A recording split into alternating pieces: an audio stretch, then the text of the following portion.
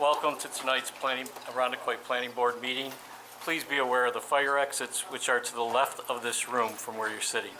In the event of an emergency, please move in a calm and orderly fashion down the stairs and do not use the elevator. The meetings are recorded by the secretary for the purpose of a record and minutes, so please identify yourself each time you come to the podium and speak into the microphone. The board will follow the items in the order they appear on the agenda. There's copies of it by the door. After the case has been called, the applicant and/or representative shall come to the podium, identify themselves, give their address, and then present their case. Planning board members will then have an opportunity to question the applicant. This case is a public hearing, and there's obviously a lot of people who want to speak at this public hearing. It will be open for public input, at which time anyone wishing to speak to the board regarding this application will come to the podium, identify themselves along with their address, and direct any questions to the board and only the board. Speakers will be limited to 5 minutes. We will be calling everybody who has signed up, and I ask for the sake of time to please line up when your name is called if you can.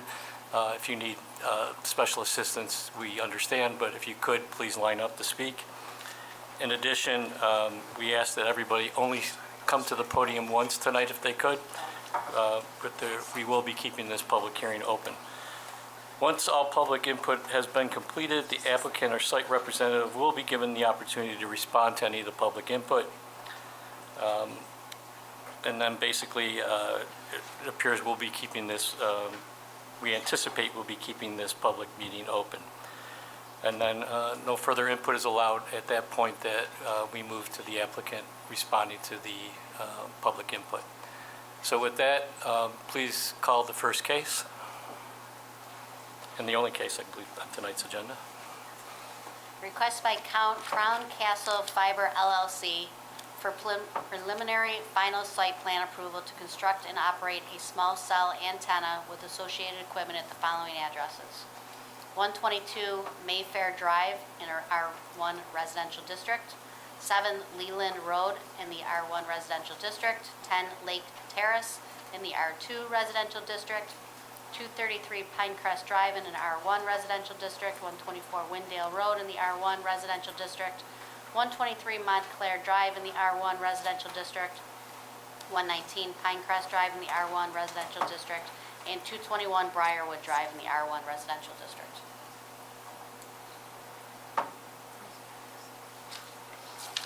So is the applicant here to address the board? Good evening.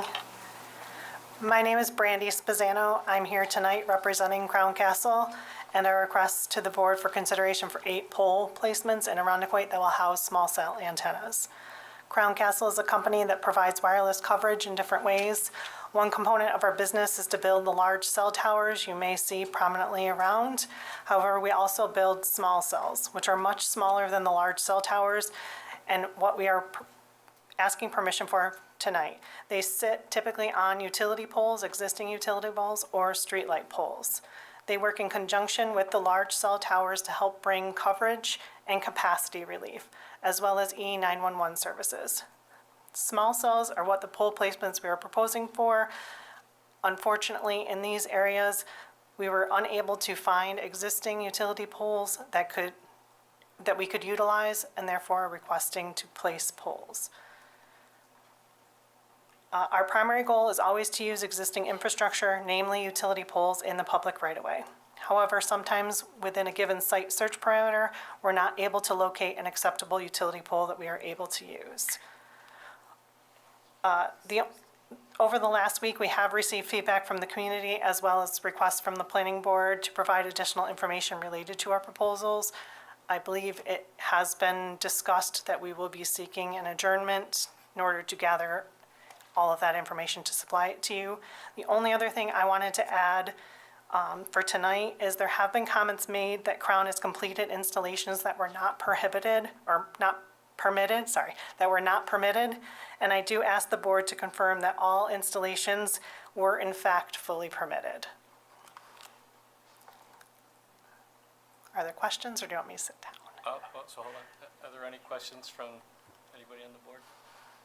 Okay. Go ahead. So my understanding is you are going to request an adjournment, and I think what we're going to do, I recommend to the board to keep the public hearing open so that it gives everybody an opportunity to comment on the additional materials that you're going to provide that the planning board asked for largely in its work session. But there's a couple things I just want to point out. So with that adjournment, I'll talk to the council, and we'll arrange for an extension of the so-called shot clock. Correct. And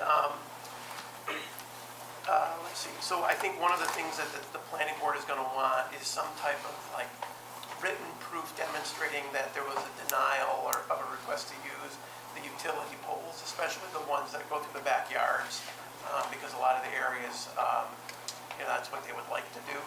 And I think, I just want to point out in the town code, there's a provision under section 235-135B 2B, it talks about, I think it dovetails with what we had asked before, but Can you turn on your mic? isn't this on? Is it on? I think I just need to speak closer. Can you hear me now? Thank you. So that provision asks for kind of basically a map and a catalog of all the existing poles that you have. I think it would be helpful to have that, and that is something that is required under our codes. I just want to highlight that. Sure. So that you are aware that that's something that we're going to look for. I think we already asked for it, but there's the statutory authority right there. Okay, understood, no worries. Okay, I don't have any other questions. Those are my questions. I will tell you, we have heard, I apologize, I'm very new to this my particular market is New England area of Massachusetts, Rhode Island, Vermont. I'm covering for somebody who typically does Western New York. But we are thoroughly reviewing all 8 sites. From what I understand, I know there's one where a new pole was very recently planted, a new wood pole. We have every intention of canceling that one site and going on that wood pole, should we be allowed. We've reached out to RG&E to make sure that they own that pole and whatnot. So do know we are doing our due diligence in the background as well. We would rather not have to be here either. So, Any other questions? Can you just explain real quickly what placing these poles do as far as what it does for the community? sure. I know you said 911 services, but what else is it going to be able to do? Yes, so our customer has identified gaps in coverage or bandwidth. Obviously, you know the town is a very dense town with a lot of people in a very small area. That tends to mean that our cell phones will work a little bit harder, which is actually not great for radiation from the cell phones. So having cell towers, small cells, any sort of antenna allows relief. It allows that bandwidth, some extra room for capacity relief. It also helps E911 services. For example, if I were to break down, call 911 and not know the address, there's a location that it will ping off of, obviously much closer than the nearest cell tower, that can help with location for services. But you are going to supply us with information showing the reasons for these spots. Meaning the Verizon coverage maps that you've asked for? Yes, we have already asked Verizon for that. I believe we've gotten a couple, just not all of them yet. I would just kind of to dovetail off of that. So a lot of people, I think, have already said that they don't have problems with dropped calls, but you'll be able to address the difference between maybe what an end user may experience versus what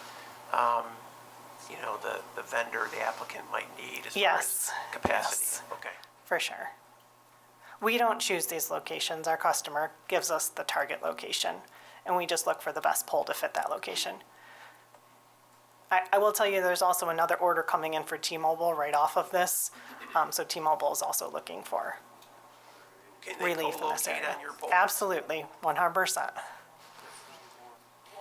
I think it was at the town board meeting, you spoke a little bit about the location of the poles subject to the site, and that you had taken into consideration the least obtrusive spots on the lot to try to avoid placing the poles directly in front of someone's house or, in front of a traffic control device or those things. Can you talk a little bit about the locating process on the particular parcel? Yes, I apologize. I was not part of that process, so I'm going to be part of that process going forward with my opponent, or with my coworker. So typically, if there's like a cul-de-sac, we may offer, and I believe there was some of this discussion through a workshop session, we can place a street light. If I believe it was said that somebody didn't want a street light, so maybe then that's why the metal pole was placed. But that is all where we have some flexibility.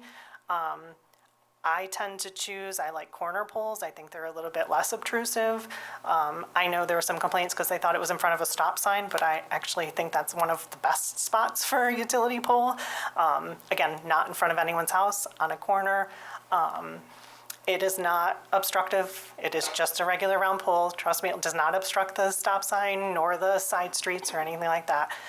So it can be tough because we are working within a small parameter, but we do look for, and we do have room to shift. So, I mean, we look to you to help us with that decision as well. Is your T-Mobile application going to be on those poles that you're doing now?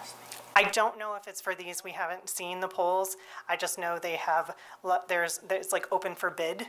So people are bidding on different coverage.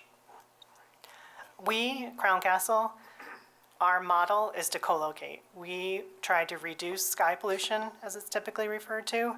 That is one of the, I will tell you, other companies that operate do not.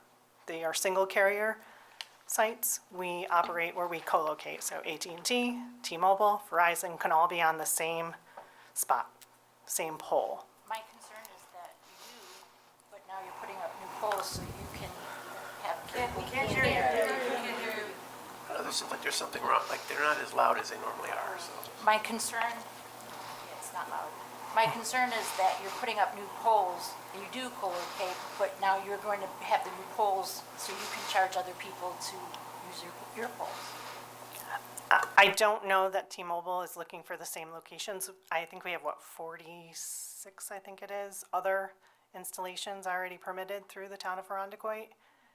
So I certainly don't know that these 8 are eligible for that. On that thing that I pointed out in the statute, it does also ask to provide anticipated polls, like within the next 2 years forecasted. So, to the extent that you have that information, that should be. I can look to see. I just don't want you to think it's just Verizon that's stating the coverage. T-Mobile is also stating theirs, and I don't know where. It could not be anywhere in this area, Well, that's not part of this application. not at all. But we did ask for a complete inventory of what you have in the town. You're going to be providing. Yes, absolutely, yes. And the sites that are built are fully permitted. But You're gonna yes, give us the locations and everything. yes. That's an easy lift. Any other questions?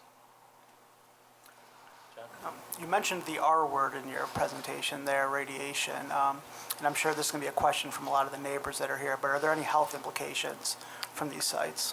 There is not. I know that is a major concern, and I understand and respect that as well. We follow the FCC guidelines. I know many residents think that they're outdated. That we follow and exceed them. We have provided, I believe, RF reports, I'm assuming, to the planning board. If not, we have them for the sites. No, we didn't get them yet. Okay, I know there was a response to a resident, I think, with the reports. Another site. Which is what they provide, I think, until they get this site, if they are approved. We can't hear anything. Well, I don't know what to do. 'Cause I'm And not- I've reached out to the CCTV that's going to come up and turn the speakers off. Go ahead. I lost my train of thought. I'm sorry, I did too. It's an age thing. What were we talking about? Oh, you were saying that they won't have one until the site is Right. You gave us information for another tower, a small cell in East Rochester. That is the same model, I believe. Okay, got it. And I think I saw that in the materials, but, Understood. so my understanding is that the Telecommunications Act does not allow this board to consider the health effects, environmental effects of the RF radiation. I do know that there is there's a Circuit Court of Appeals case on that issue, but that still is a matter of federal regulatory litigation, and that's not anything that we can, we still have to follow what the FCC rules are under the Telecommunications Act, is my understanding. Right? Is that, Correct, yes.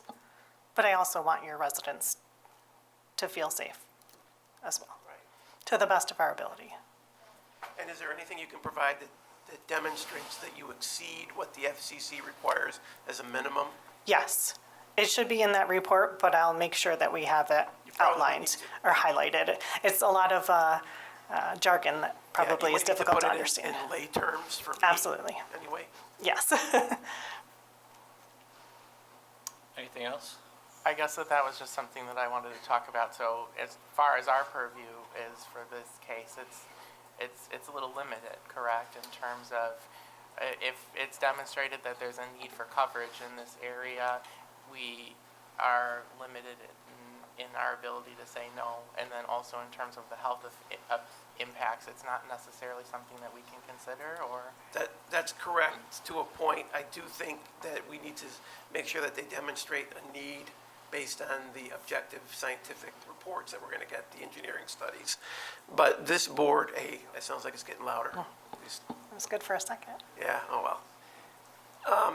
This board is charged with site plan approval only, so this board doesn't get to consider whether or not the use is proper for this area. It's really that the use is proper in the zone. This board is looking at site plan approval, which is basically where should it be located, what should it look like, what are the aesthetics of it. It's all set forth in the statute I cited earlier. Though that's the criteria that this board is charged with analyzing the application against. And those are in section 235, 135, 135, right? So, to that point, if a resident has a use concern, who should they address it to then? The town board? Because they should be addressing the site location to us. Well, right now, pending before the town board is a request for a special use permit. And if they are required to get a special use permit, then that's the board that would handle that. But if it's found to be small cells might not need to get a special use permit, then there is no, it would be a permitted use. Yeah, I just wanted to clarify though, if residents have a concern of use, it sounds like that would be not this board, but the town board. Yes, town board or I don't know if the authorized official in the building department could render an opinion on that, but certainly it would be, the town board would be responsible for the overall zoning and what uses are permitted. So pending the information that we've asked to receive from Crown Castle, which is,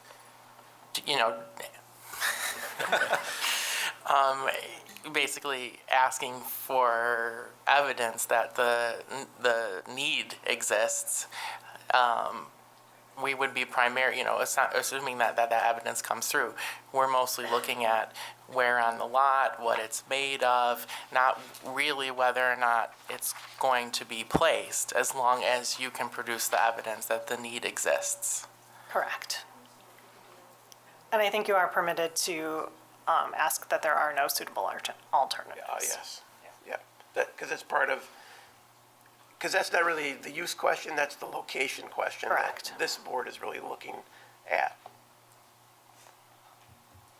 Okay. Okay.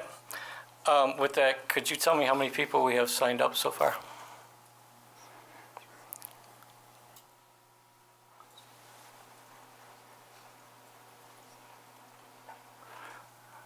About 20.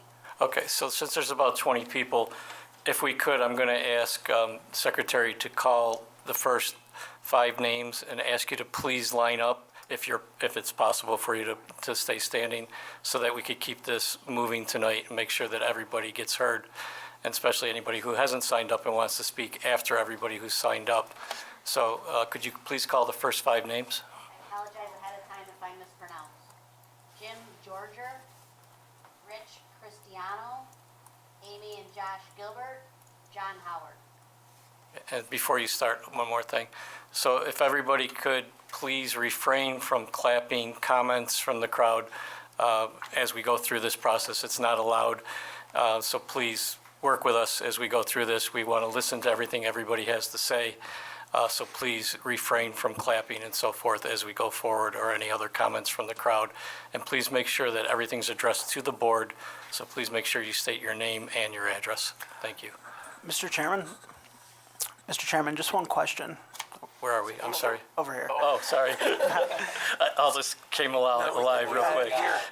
So we have quite a few applications with us, and based on the resident's address, we might know which one is particular to them, but I'm wondering if the residents could also give which application is, related to them. Or if it's all, just state it's all. Yeah. Right. Oh, the time limit is 5 minutes per speaker. And Okay. And the secretary will let us know when that's up. Thank you. And thank you, everybody, in advance for working with us on this. Hi, my name is Jim Georgia. I live at 10 Lake Terrace. I'm going to disagree with perhaps with one of your suggestions. I've been known to be full of baloney.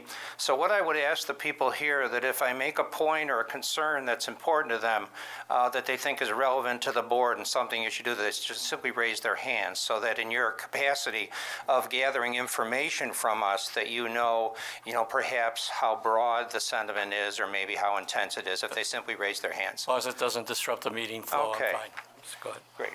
I don't know if any of George, you... I'm sorry, what was your address? 10 Lake Terrace. A pole was planned on my property.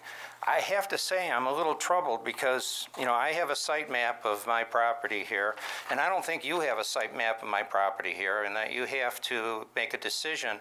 And I thought that the decision, I'm wondering who in the town will make the decision about whether or not these poles come in. I thought I just heard the fact that the poles, that if there's a need, that this is going to happen, and your role is only to say where on my property the pole is going to go and how it's going to look. Did I hear that correctly? It would be on the right-of-way property. Right, at the right-of-way around my property, okay. So you're not the board... Not your property, but the right-of-way is what we have purview I over. stand corrected. Okay. So who is the board that would decide whether or not these poles will go in or won't go in? And it almost sounds like we're obligated to Crown Castle to put them in if there is some sort of a need demonstrated. Okay, so that's an issue that I have. I don't know if it's important to anybody else, but I don't know if this is, to me, this is a very focused hearing that was a lot broader, a lot more focused than what I thought. Anyhow, if you're a sailor and you look at a chart for Irondequoit Bay, you'll see numbers that show the depth of the water, so you don't go you don't go aground. I don't know. Do you know what this term means? When you're planning, and I wish you would, this is dBm. These are decibel milliwatts, and it's how Wi-Fi service is measured. Okay, so what I'm thinking may happen, and I think if you're doing your job, you should demand this, is that through the town, you have a map of what the dBm readings are in all of these areas, and determine if these soft spots are indeed soft. The question that we might have, or I have here, I don't know about you, is this an issue of service or no service? Or are we just putting a shine on the service that's already there? Okay? People have talked last week about realtors speaking about the depreciation of their property with a huge pole. People think it's on my property. I know it's on the right-of-way, but it looks a lot like it's on my property. And, conservatively, they said anywhere from 10 to 20% property devaluation. My house is assessed conservatively about 150. So I've got 15 grand in this. And so I have some questions I had were more about the finances here. The questions are, how many households do you know are located in the soft areas? What's the proximity? How many are users of this 5G service? Since I have 10, 15 grand in this, what's the revenue stream from these specific poles to the town? Is there any revenue stream from these poles to the town? I don't know if that's important to folks. What's the revenue stream to Crown Castle? How much am I subsidizing their profit level? Okay.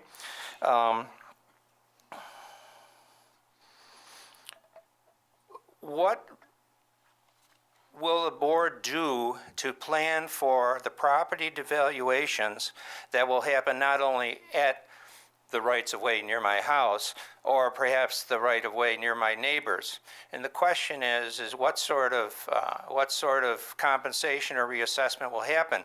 And will you or some board determine what the lost property taxes will be to accommodate these poles that are going to devalue people's property? Okay, is there any plan for recompense? Is there any plan to recover the lost tax revenue? I don't know if that's relevant or not, but to me it is, and I think it's financially responsible for a planning board or anybody who plans a process like this to understand what all the costs are going to be. What money is flowing to the town, what money is flowing to Crown Castle, what money is coming out of the pockets of the town and the pockets of the people who are losing value in their homes. I'm bouncing around. I had questions, but I'm not sticking to my. A question about the contract. If you Rumor could- has it. If you could summarize, I think we had time. Yep. A rumor has it that Crown Castle is totally free from any liability around health issues or damages according to this. Is that in the contract that they're not liable? And if that's the case, who is liable? Okay, thank you very much. Thank you.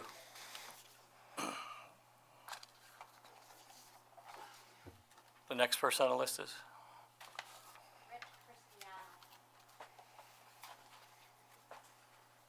Good evening. My name is Richard Christner, 492 Gardham Road, 3 doors down from the Montclair installment. My first question is, have any of you or all of you gone to any of these installment sites and witnessed what's going to happen to this town? To the neighbors? I know my neighbor is going to have a pole placed almost in his backyard. Not only is it taken away from the value of his home, but the aesthetics of this town. As a young lady who represents Crown Castle was saying, there's going to be other carriers that are going to want to put more cell towers up, correct? If that's the case, what kind of precedents are we going to set by letting this happen? It's just going to be a snowball effect. And the town's going to look like crap. It's a good-looking town now. You guys let people start putting poles up and any right-of-way that these people think they can, you're telling us that we don't have any recourse because they've done everything by the book. We're looking for you people to look out for us. Your best interest is to watch out for us, not for Crown Castle. I don't believe this utility worked in good faith. They laid these lines 2 years ago. I got my first notice 3 weeks ago that there was a town meeting. I got my second notice 2 weeks ago. It seems pretty quick for this stuff to be happening. I came to the town meeting last week and I found out that we've been dancing with short-term rentals for 2 years. I'd like to think that the board in this town would put as much effort into this as they did short-term rentals, because this is going to have just as much effect on the people of this town as that does. Thank you. Thank you.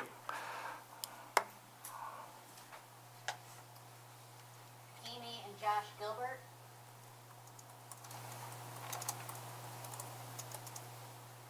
Hello, I am Amy Gilbert. I live at 180 Bellhurst Drive. I believe it's is it the 223 Pinecrest site is I don't know if that's a correct address, but that is the site that is across the street from us. I'm going to make this really short because people are bringing up excellent points. I have a biology background. I'm a biology teacher, actually. And as I look through, I'm looking at the American Cancer Society website right now and looking at research. I will admit I haven't dug into individual research studies. However, what is summarized here is it's just that it's inconclusive right now as far as the health concerns go. They're not confident that they can say that there are problems with, health problems with this, but they can't say that there are not either. And my primary concern is my family, my children. I have 4 children. There are a lot of children in the town, obviously, but in our neighborhood as well. I'm not willing to take that risk to expose my family to something that I don't know whether or not it's going to be an issue later on down the road. I don't want to take that risk unless I know for sure that it's not going to be an issue. So that's the number one thing on my mind. Obviously, property values, aesthetics, but this is number one. Thank you. Can you call the next 5, just so if you could possibly get close to the podium? John Howard, Frank Cross, David Baker, David Schroeder.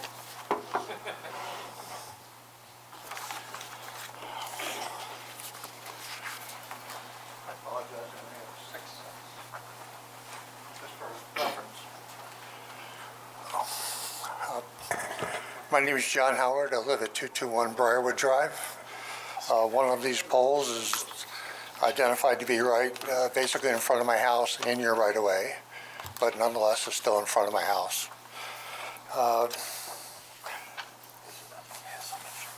My wife and I bought our home there at 221 Briarwood almost 48 years ago. I'm sorry, could you? I'll start over. Okay. My name is John Howard. I live at 221 Briarwood Drive. My understanding is you have a letter that was passed on to you that was also went to the town hall last week. This was not part of that? This is No,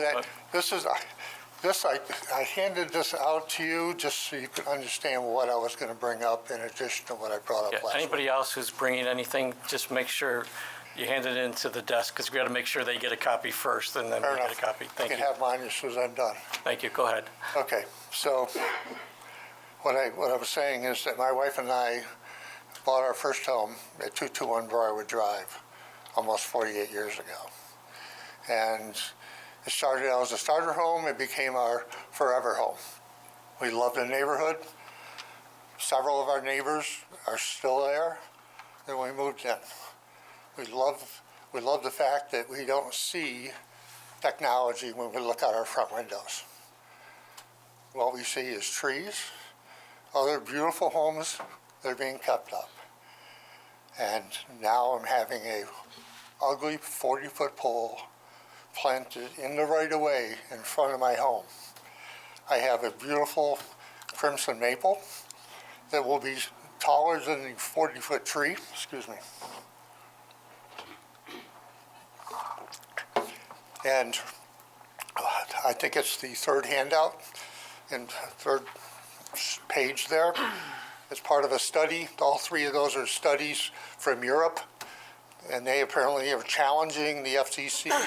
They don't believe that the FCC is up to date, and most of these studies were done in 21, 22. So from what I heard last week, FCC has not been keeping abreast. And I doubt very much the federal government's going to spend any money to do that. So, but I have another concern about, other than the fact that my beautiful home, to me, is going to be disturbed by this ugly pole. That is that my home is adjacent to the access road, the school access road to the Briarwood Elementary School. This pole is going to be a matter of 5 feet from the curb on that road. That road, because a lot of the families they walk their kids back and forth to school. We have bus traffic that goes back and forth. Parents that are driving their kids and picking them up at the end of the day. A lot of traffic, quick, and this is just one more physical and visual obstruction that put in the path. There's a lot of kids that walk from Dake in the high school back over to their homes in St. Paul. So there's a lot of foot traffic that runs back and forth right by this pole they're talking about putting in. I just think there's not a safe environment for that.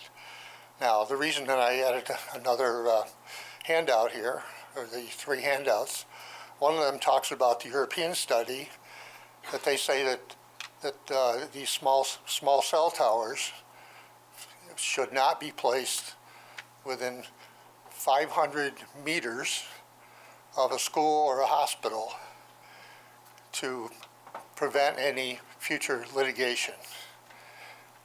And obviously the other part is that if I hadn't mentioned it, that my beautiful trees in my front yard are going to, according to the paperwork I provided you, will succumb to the radiation effects. Is my beautiful crimson maple is about 20 feet from where that top of that pole is going to be, where that cell transmitter will be.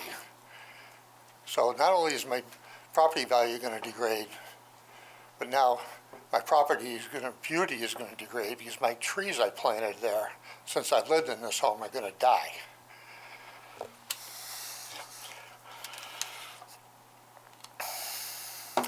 As far as drop calls, I've never had a drop call. I've never had any communication problems. I get my Wi-Fi and whatnot, from the lines transmitted, on the telephone poles. Fiber optics. I don't see the need for radiating us. Okay, I think that's all I have to say. Thank you. Thank you. Frank Cross. Franz Kraus.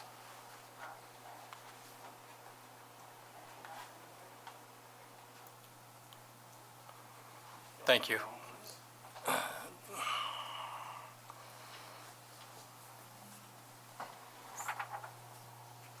I'm Franz Kraus for 111 Bellhurst Drive.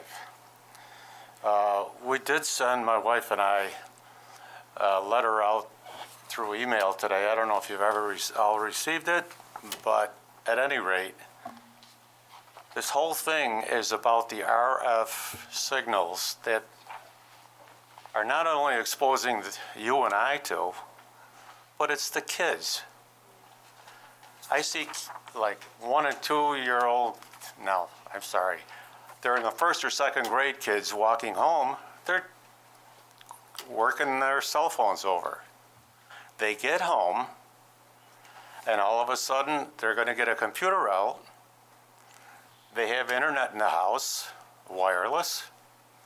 That router is putting out the same signals. And it goes to a 200-foot radius.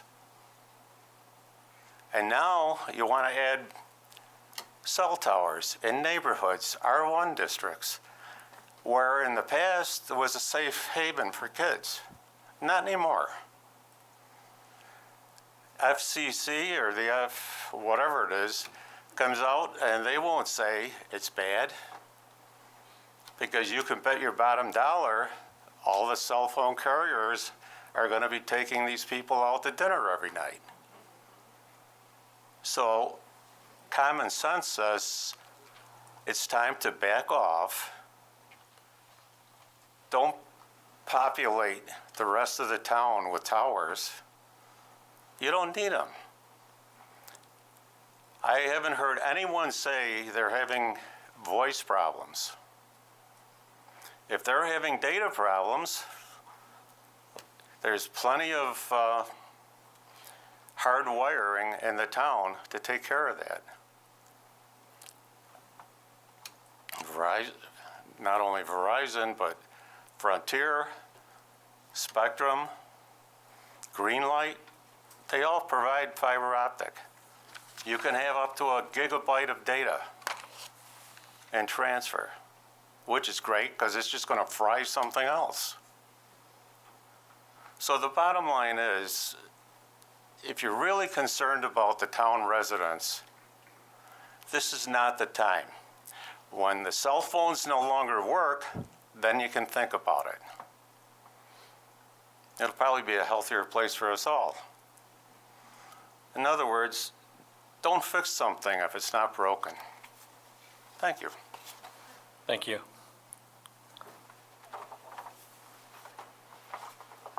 Yep.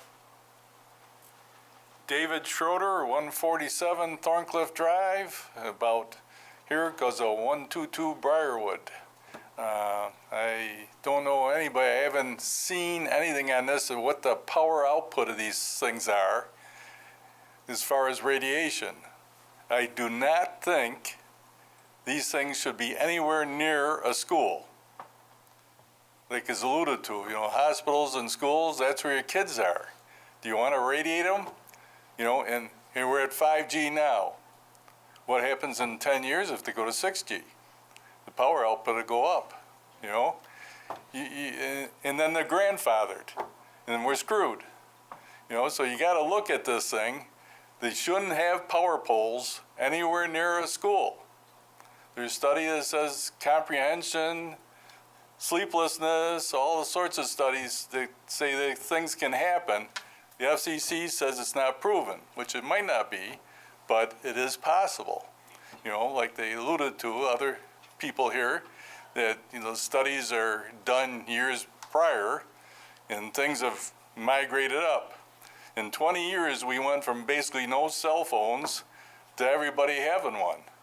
So things are changing rapidly, and you need to think about that and keep them away from the schools. That's where my yard is, I don't have a problem. But I went to Briarwood School when I was a kid, and I don't want to see the youngins get zapped.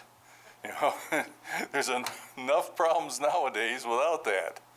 But that's all I got. I just wanted to make sure Briarwood stays clear. Thank you. Yes. David Baker, 108 Biltmore Drive. The cell tower that's affecting me is the one that's on Montclair. So I work a lot in the industry, nuclear and whatnot. The average person absorbs like 400 millirems to 500 millirems a year just out being exposed in the natural boundaries. So when you're going to add more to people that absorb, it doesn't affect the very old, it affects the very young. Due to the cells that reproduce so quickly, it affects the very young. Not so much somebody my age, because my cells don't replace that quickly anymore. Yes. So it's just in somebody's backyard. And they made a comment last week, well, the nearest cell tower is 5 miles away. If you drive down Titus Avenue, between the firehouse and the DPW spot, in less than 3 miles, you have 4 towers. And you haven't even gotten up onto Ridge Road yet. Drive down Ridge Road and see how many towers are down Ridge Road, and then see, or even down Culver Road or whatever, there are cell towers that are all over. This more or less has to do with high-speed internet than it does having to do with phone. Granted, it'll help your phones out the whole 9 yards, but it has to do with bringing wireless internet into your homes. So they're looking to have either speeding your speed or your bandwidth up to, they'll say 10, it could be 100 or 1,000 times faster. So they won't have dead spots, but we have plenty of carriers in town. There's nothing to say we got to give them 100% coverage in town. Just like if you have a cell phone, go out to Ontario, there's a few dead spots in Ontario because Horizon, the cell towers are further away. You pick a carrier that's available in town to you. If it's not in your area, you pick somebody new. We have plenty of other carriers that give you what you need in town. If they can't get a pole in somebody's backyard, like this one's going to be in mine, or my other neighbor's 25 feet from the kid's bedroom, we don't need it.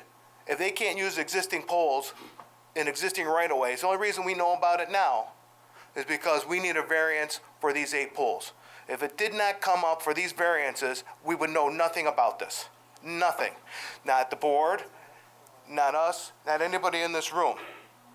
Just, they've already added them in here for a project that started 2 years ago that we asked questions about, and not saying, and you didn't know what it was about. DPW, the board, and the whole 9 yards. So, and then the health issues. other people talk about it. We're not here about health issues, more or less. We are and we aren't. We're here about whether or not we want to put these in this yard. And if my feeling is they can't get 100% coverage, then I don't have to buy it. There's other people for me to use. Greenlight, Frontier, and everything else. So thank you for your time. Thank you.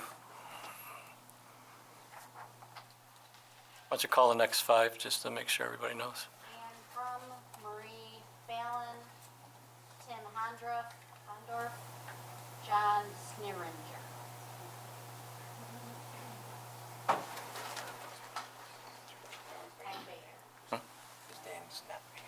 I don't know. I go, yes. Hi, I'm Jan Crum. I live at 150 Montclair Drive, and the pole that I'm most concerned about is the one to be placed at 123 Montclair. I have 3 questions. One is, what's this shot clock? What started it? What happens when it ends? Where are we along that timeline? And what does it mean to this process? It's been used kind of colloquially, but if you haven't been immersed in this process, you're in the dark, as I am. I was going to ask a question, and I wanted to send out, a photograph. Please address it to the board, I'm sorry. Okay. Okay, well, And make sure you submit it to Michelle so that she has it. She can share it. And then she can make sure everybody sees it. will do. Okay. If You, you're old enough- you We're need to being have a recorded. microphone. You gotta got- stand at the podium. Otherwise, we can't hear you. As I was investigating or wandering around the neighborhood, I saw what reminded me of like the hatch from Lost. It was concrete, 2 feet by 3 feet, and it has a little orange disc on it that speaks about, as phone numbers for Crown Castle on it. Well, I'm figuring out from comments that 2 of my neighbors here made tonight that these lines were already run 2 years ago. And that infrastructure inside that hatch is what's going to power what's going to connect to these poles. My question is, if I want to build a shed and I build it and I don't have my permit yet, you guys are going to come tell me, take down your shed, you apply for the permit, and when I get the permit approved, I can rebuild my shed. Well, I would like to see the permits that were submitted and approved for this infrastructure for these 8 additional hatches where there are no poles yet, but the lines were run 2 years ago, according to some of my friends here. And the third question is, how does a resident learn about or get invited to a workshop? No notice of them. They happened, they came, they went, and I didn't find out about any of this until I started getting colorful postcards from the town. So I believe there was a lot of meaningful conversation that happened at that workshop, and there's likely to be more. How do I get in that loop? So I want to address that. So first off, Michelle's not here, the normal secretary, but all the workshops for all of the planning board meetings and the public meetings are all published on the town's website. In addition, you received a postcard because you're within, I forgot the amount of feet of what's going to be affected. And that postcard, it should have, I believe, told you there's a workshop or a public meeting coming up, I think is what it states. Public meeting. Right, and then you would look at the public meeting, you would see that there's a workshop. That's something that's been implemented many years ago, that we do a workshop prior to any public meeting. The 2 cards that I received didn't say anything about a public workshop. No, it would have said the public meeting. And the workshops happened well before the dates for the hearings. Okay. It was last week. Yeah, it was last week. 2 weeks Or 2 weeks ago. 2 weeks ago. 2 weeks. Yeah, they happen, The there's workshops? one workshop a week. The workshops were prior to the town meeting last night. Well, that's okay. There was only one workshop on this so far, and that was 2 weeks ago. But anyways, keep going. Nope, those are my questions. At the end of this meeting, I understand. I'm going to do one more thing. I'd like to explain the shot clock that you asked for. Could you just Yeah, explain? you're not going to take up my 5 minutes, though. No, we're going to give you the Okay. time to speak. Pause my clock. You're on the shot clock. No, go ahead. So the FCC requires, the Telecommunications Act requires applications for siting to be done in a reasonable time. The reasonable time has been defined in the regulations and colloquially referred to as the shot clock. For different types of applications, there's different amounts of time. I believe this application, it might be, it's either 60 or 90 days. I don't know off the top of my head. I know the end date is March 13th as when the clock is up, when we have to decide. However, we are going to work with Crown Castle to get an extension of that time because we're not going to decide it on that timeline. May. I'm sorry, May. What did I say? March. Yeah, it's already been decided last month. There you go. It's May. I'm sorry. Okay. Sorry, you missed it. Yeah, it's May. You're right. I'm sorry. So could you, so take whatever time you need to finish up. Go ahead. Thanks. I just want to feel confident that before the evening ends tonight, somebody on the board or this board will let me know how I learn or how I get to see the documentation for these permits for the infrastructure that was laid 2 years ago for these poles. Yeah. Contact Michelle Nichols, who's not here tonight, in the town planning board, or town planning and zoning board, building department. Okay. Contact her I believe directly. those are highway right-of-way permits. They're not building permits, so there's a little bit of a distinction between that and a shed. But explain to her what you're looking for, and that's You sort want, of you want request the it. permits for those Yes. highway, yeah. Okay. Thank you. Thank you.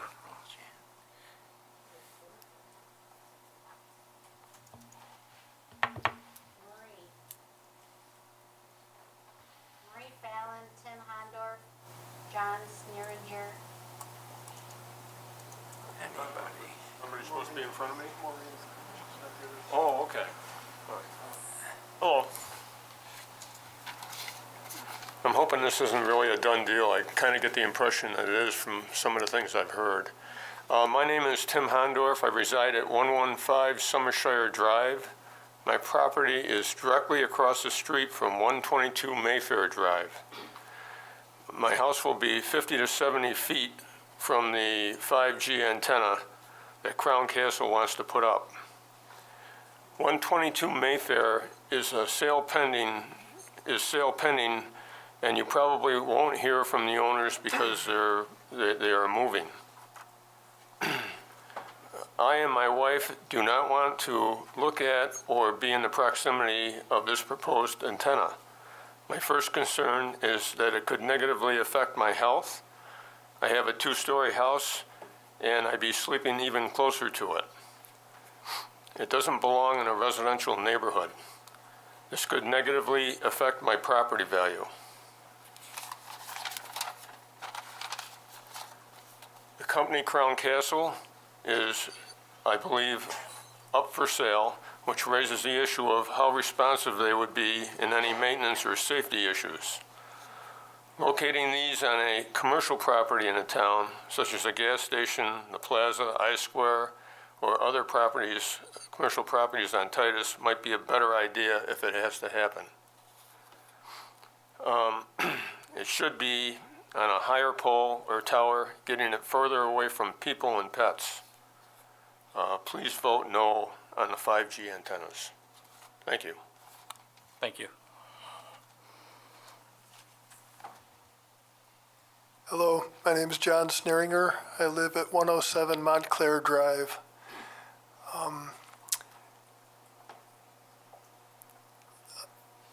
What isn't really a doubt now is that these arrays do emit radiation.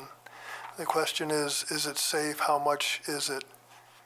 Some of the younger members of the board probably don't realize, but back in World War II, the government used to hand out cigarettes, packs of cigarettes to the soldiers. Smoking was widespread through the 40s, 50s, 60s. How long was it before we realized that smoking cigarettes cause cancer? How long has 5G been around? 5 years maybe? Is that long enough to determine if the radiation given off by these cells is going to cause cancer or not? I mean, is that something you want to gamble your children or your grandchildren's lives with? I really don't think so.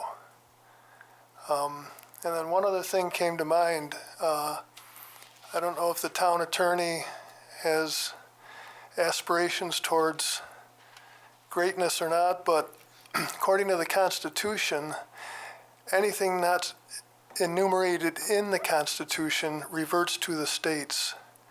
The FCC is a federal entity. There is nothing in the Constitution about 5G or even cell phones, wireless communications. So I think a case could be made that they overstepped their bounds when they said that you have to put these in, and that each municipality could possibly argue and get it to the Supreme Court that the FCC did in fact overstep their bounds. Thank you. Carrie, Ryan, Philip, Morelli, Emily, I'm not gonna try. Robert, Updike, Deb, Alan, and Ann. Hi, Kerry Ryan, 595 Winona Boulevard, about across the street from the proposed site on Leland. I just want to add my voice to the chorus against these permits. I think it's telling that no one has walked up here and said, I live in Arundequoit and I'm for these things. And I should think that combined, we should have more sympathy with our own town government than a Texas telecommunications firm. That's it.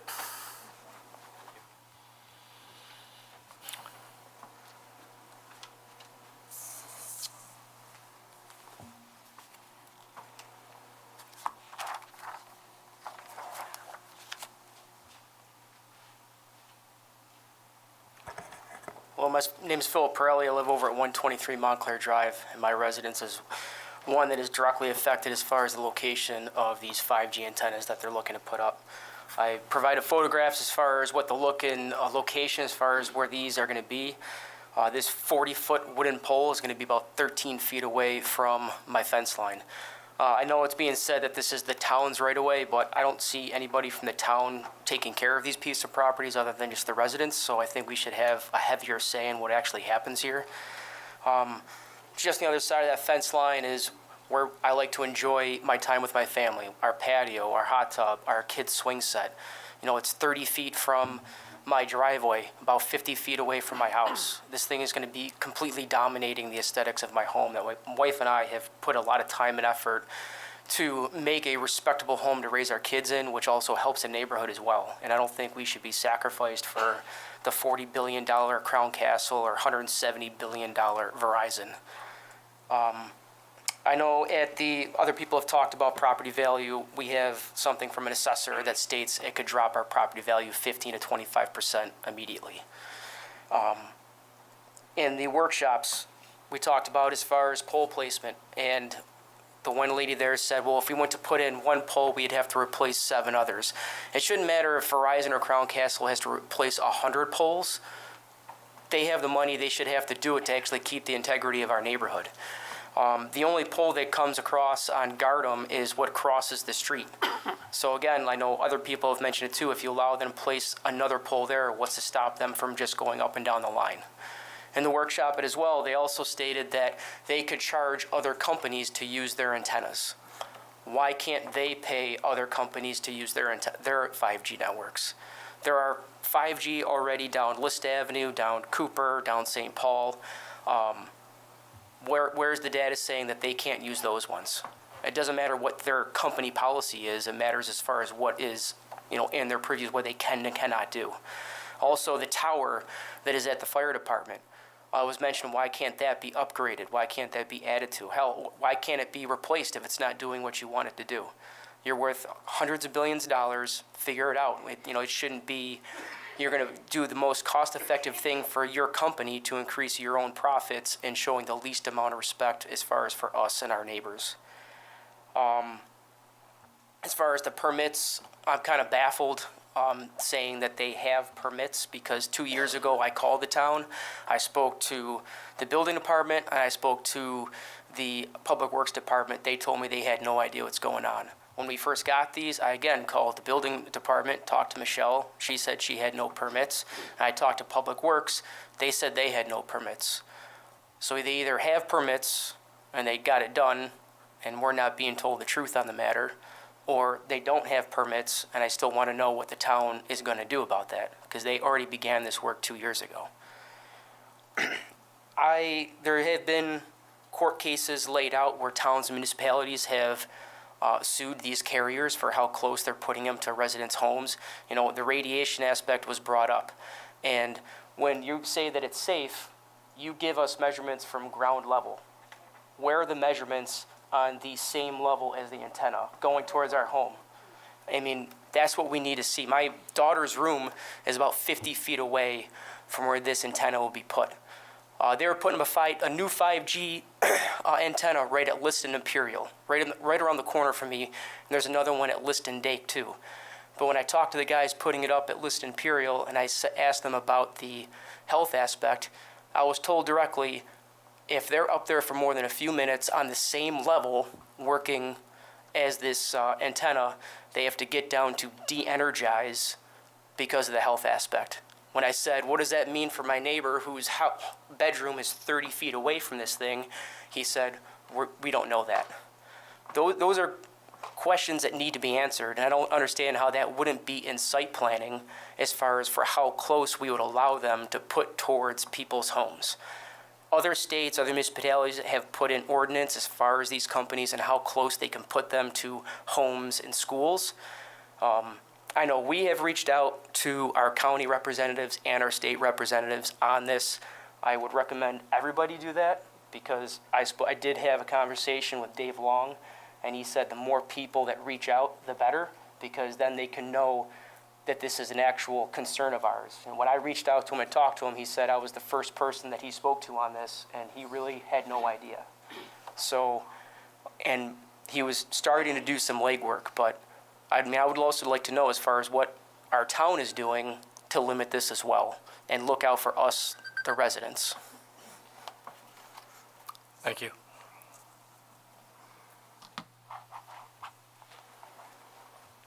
Did we get the other packet passed around? I'm sorry.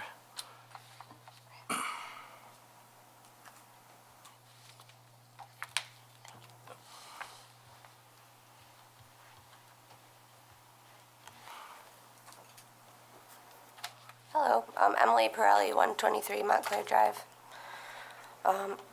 One of the locations that will be directly impacted by this 5G antenna. My husband already talked about the aesthetics and what an eyesore this will be for our neighborhood and our home, which we've spent 10 years creating and putting time and effort to raise our family, make our forever home here in Irondequoit. We didn't do that haphazardly. We enjoy Irondequoit and think it's beautiful, and we want to keep it that way. We have a signed letter that I provided to you from an assessor that said our property value will instantly drop 15 to 25% when or if this pole is installed. Also, during research, I found a survey from 1,000 home buyers, which found that 94% of people say that they would pay less for a property near a tower and antenna. And if you drive around Irondequoit, we have a lot of them. 79% would not consider purchasing a house near an antenna. So I think we're setting ourselves up for failure. If we have antennas every 50 feet in the town, who's going to want to come and live here? So who's going to make us whole in relation to our property value? We're not going to get that 25% back anywhere. Is the town going to help us out with that?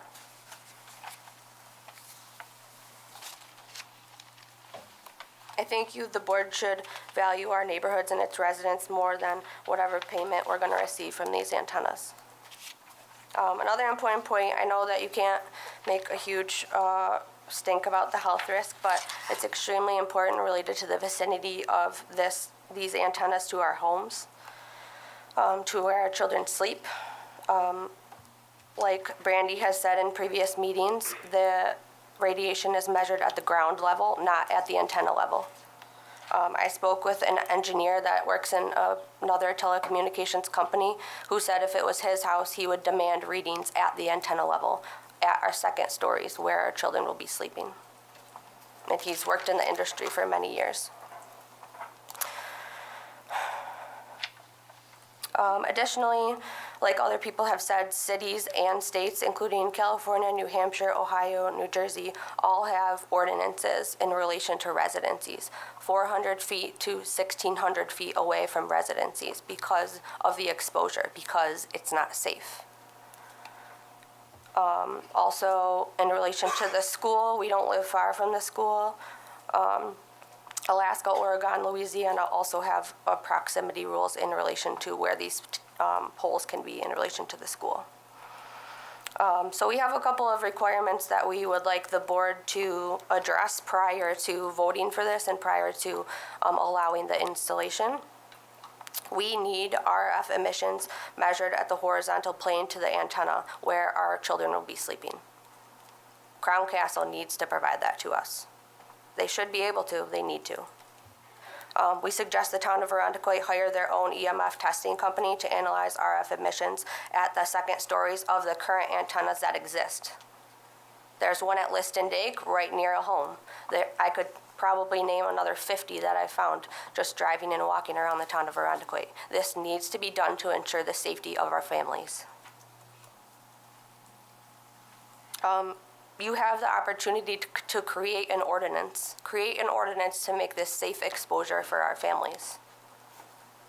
The ground level exposures are within the limits of the FCC, but nobody has the information to tell me what the levels are at the second story because they're unsafe. I'm asking the board to spend as much time and effort as my neighbors and I have on this into the planning of where these are going to be placed. This has been an extremely stressful experience for my family and my neighbors included, I know. And I'm asking you to spend as much time and effort into researching this and looking at the plans for this to make the best decision for our town and our safety. Thank you.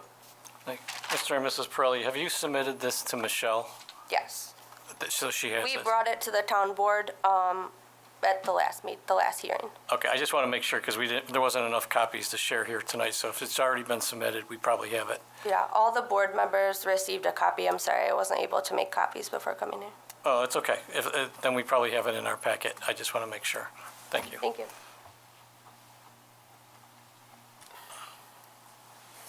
Good evening.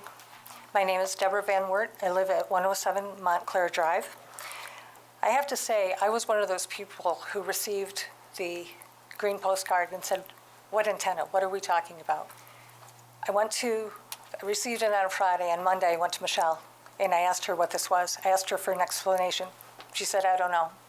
I said, well, there's a permit, there's an application from Crown Crest. I'm understanding now, where does that information come from? She said, well, I showed her the photo of where it was. I took a picture, and she said, well, it's on the easements, the DPW. Who do I talk to at the DPW? She gave me the information. I drove to DPW. This is all within an hour and a half. I get to DPW. They don't know anything. So obviously, either they weren't necessary, the permits, or the permits weren't provided. But the greater thing that's mystifying me as I listen to everyone here is that there are all of these antennas, and the planning board is asking for information on where they are. You didn't know about those either. How is it that we don't know, as a board, a planning board in a town, what is happening around us? It certainly sounds like Verizon is dictating it. Crown Crest is providing as foot soldiers for Verizon, and we're all underneath this canopy of the FCC that says they can do it because of the Telecommunications Act of 1996.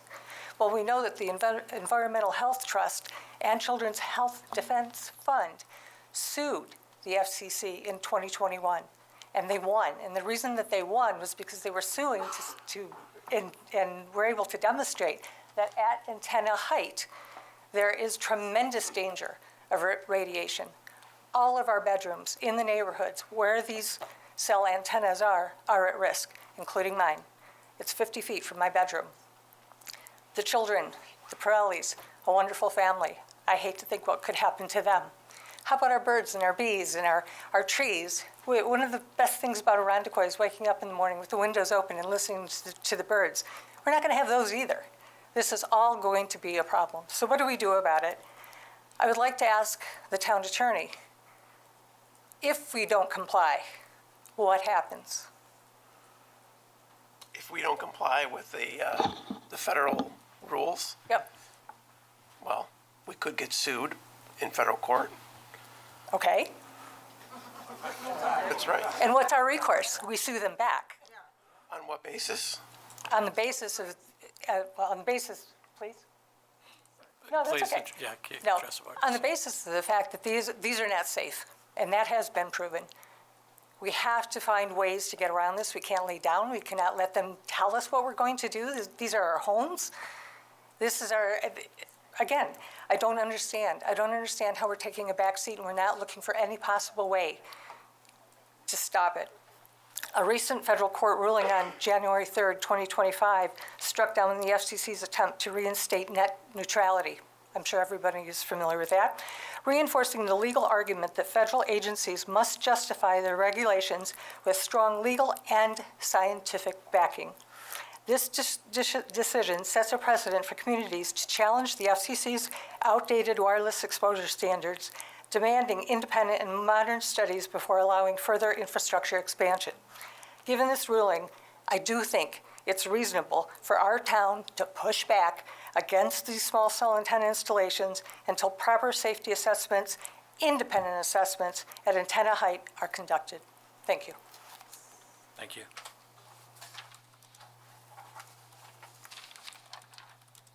Do you mind if I just speak to the RF report a bit? Just for 1 second. If it's appropriate right now, go ahead. Yeah. I just don't know if it'll help if there's similar comments going. I apologize if I misspoke or misinterpreted about the ground level. The discussion of that was because there was concern about children walking by. But the RF report that you all have, the EME study, is an independent study from Waterford. It's not from Crown Castle, it's not from Verizon. And it does show the antenna level.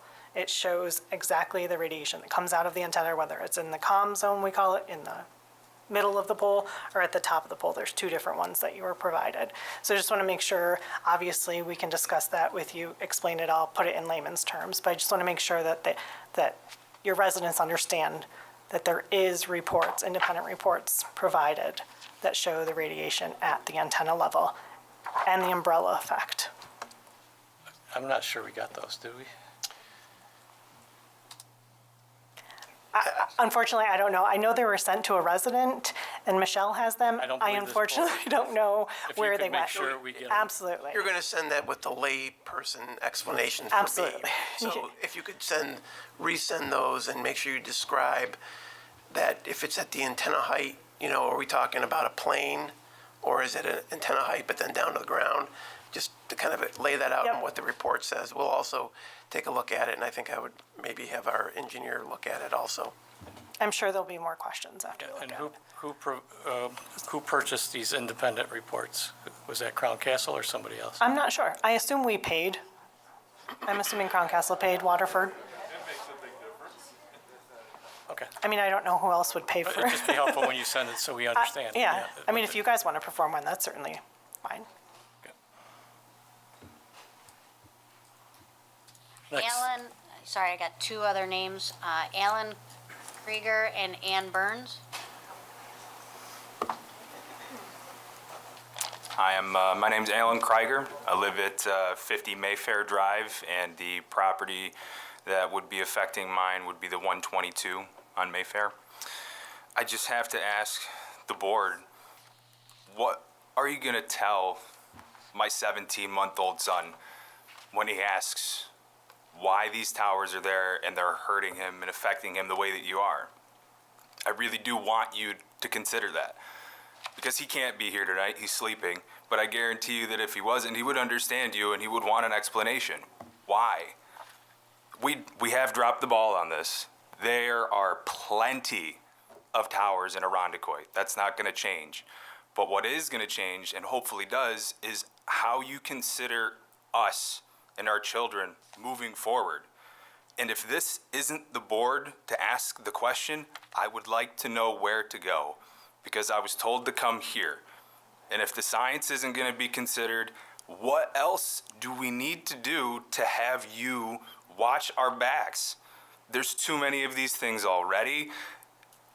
I want to be able to sit in my front yard and enjoy the birds and enjoy the crimson maples instead of looking down at the end of the street and pointing to this with my son and telling him all of the negative things that are happening to me and him at this very moment. Right here in this room, as I'm speaking to you, we are all negatively being affected by a tower in the backyard of this parking lot.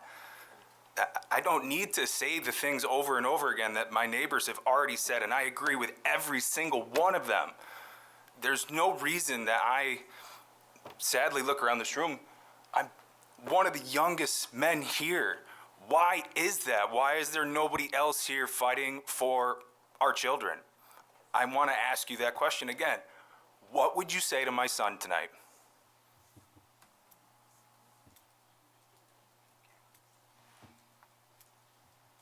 Thank you for your consideration. I do not support this, and CCF needs to come more prepared if they're going to try to ruin everybody's lives. Take accountability, take responsibility. You've been there long enough, 3 years, different company names, it doesn't matter. You know what you're doing, you need to show up. I'm here, everybody else is. Thank you. Thank you. Good evening. My name is Ann Burns. I live at 199 Bellhurst Drive. And we've heard a lot tonight for many reasons. And I want to just add some content. I mean, the residents in our town government, and realtors tout the beauty of our Irondequoit neighborhoods as a premier selling point to attract people to locate here, to stay here. We were one of the hottest real estate markets because of the beauty of our neighborhoods. And even approximately 10 years ago, the town established the Neighborhood Roundtable, all of our neighborhoods to collaborate and continue to build these valuable assets. These 8 poles are going to be right out on the open, not shielded by anything. They're going to be extremely unattractive. One of these Star Wars metal poles that's going to be 27 feet tall at 233 Pinecrest Drive is going to be in direct sight of the front of our home. And 10 houses away from this pole is going to be another proposed pole at the corner of Washington Ave and Pinecrest Drive.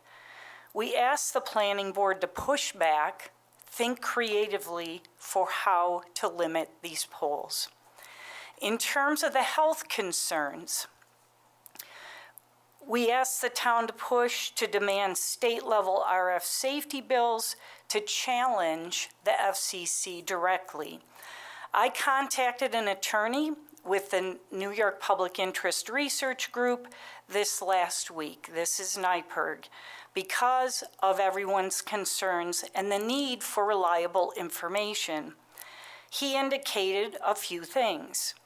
The FCC limits and the exposure standards for this RF radiation, as we've heard, haven't been meaningfully updated since 1996. This is almost 30 years.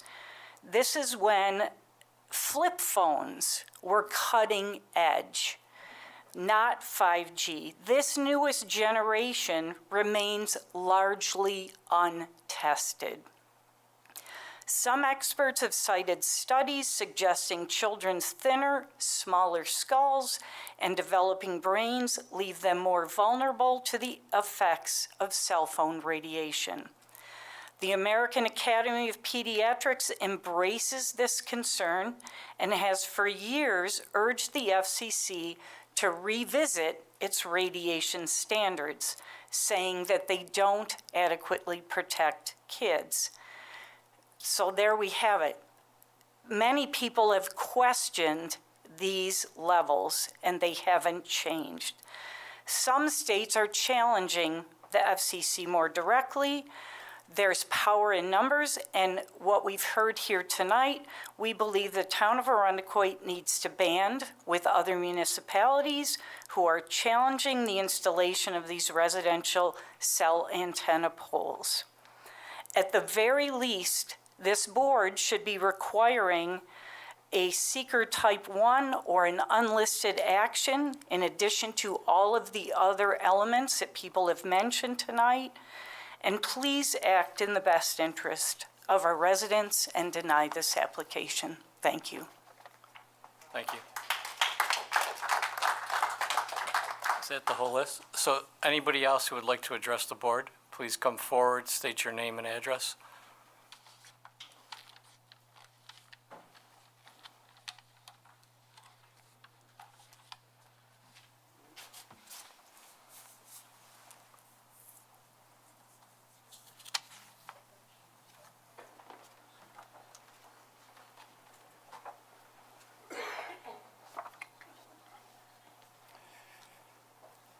My name is Arthur Johnson, and I live at 119 Pinecrest Drive.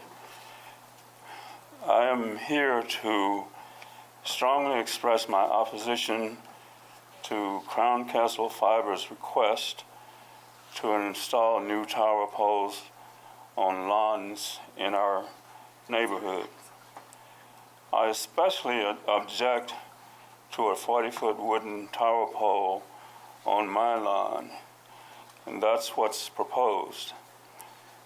While I fully support efforts to improve wireless infrastructure, I strongly believe this proposal is unnecessary, is inappropriate for residential neighborhoods, and not in the best interest of our town residents.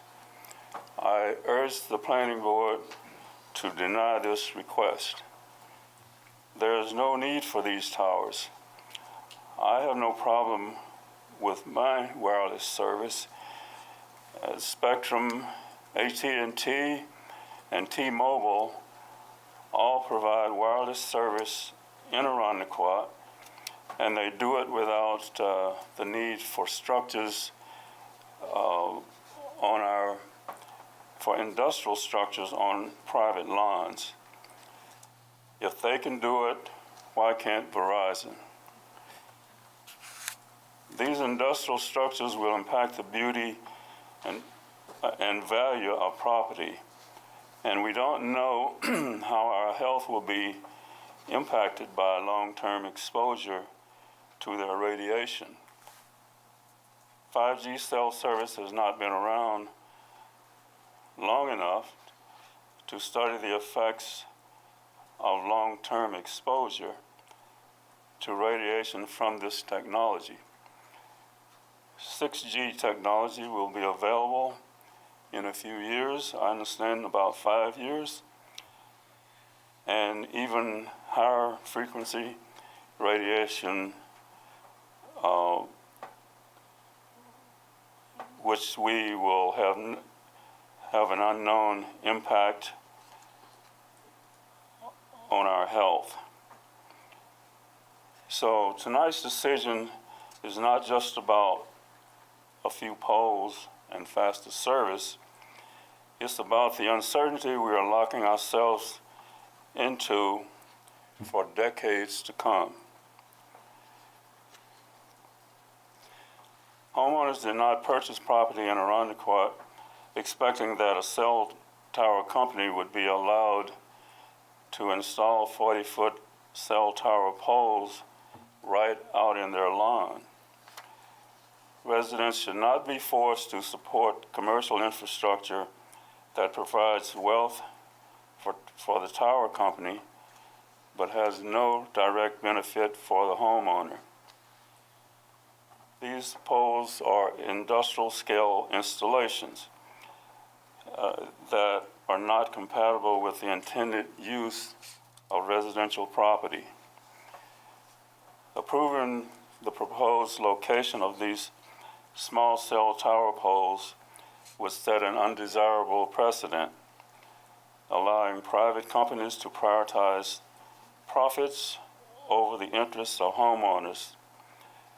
Once these poles are approved, more will follow, leading to an infrastructure we would not be proud of.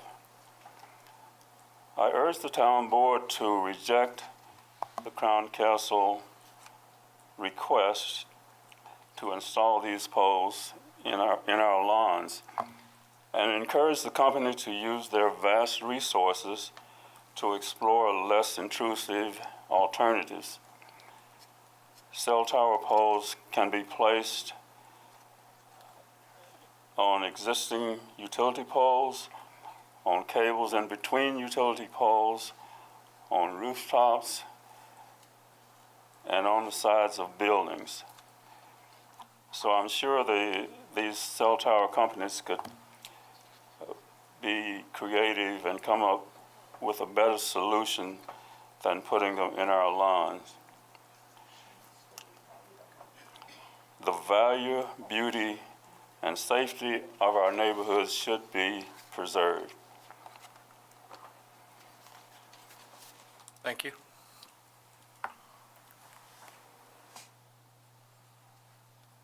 Good evening. My name is Linda Wilson, and I live at 98 Harvington Drive. And I ditto all the feelings and all the emotion that I've heard here tonight. And I wonder how you all feel about the same thing and whether you have the same situation happening in your neighborhoods. Because I live right near Arthur, and when first of all, I didn't get any kind of postcards. I heard lots of pink postcards and white postcards and blue ones, and I never received any, although that pole that's being recommended is not that far from my property at all, across, like less than 50 feet. And I have grandchildren, and I have my daughter, and both of my children moved here after I moved here to Arundecoit and made this my forever home because I loved Arundecoit. I came from Brighton, which I also loved. And but then being close to the lake, Durand Eastman Park, and then I just am so worried that because of corporations and the values that they're gonna make and the profits they're gonna make are coming before people and everywhere in my life. I think our government, our municipalities, they're all choosing businesses and corporations over what the people really want. And I've only seen that if people don't show up to these meetings, that they go ahead and do them, and it's only these meetings that make those kinds of decisions stop. But I will just say one more thing. It is affecting the wildlife. It will affect the wildlife. And I have friends that work at Harris Corporation, and they have similar antennas up on the roof of those buildings on University, and they said that no one can go up to look at those towers unless they put special equipment and masks on because of the RF radiation. So I really want you to consider that. And in 5 years, maybe Jeff Bezos will put something up in the air, or Elon Musk, that will save us from having to put up with this kind of problem. But I ask you to judge not just with what you've heard, but to look at all of this through your heart and know what is best for our town. Thank you very much. Thank you.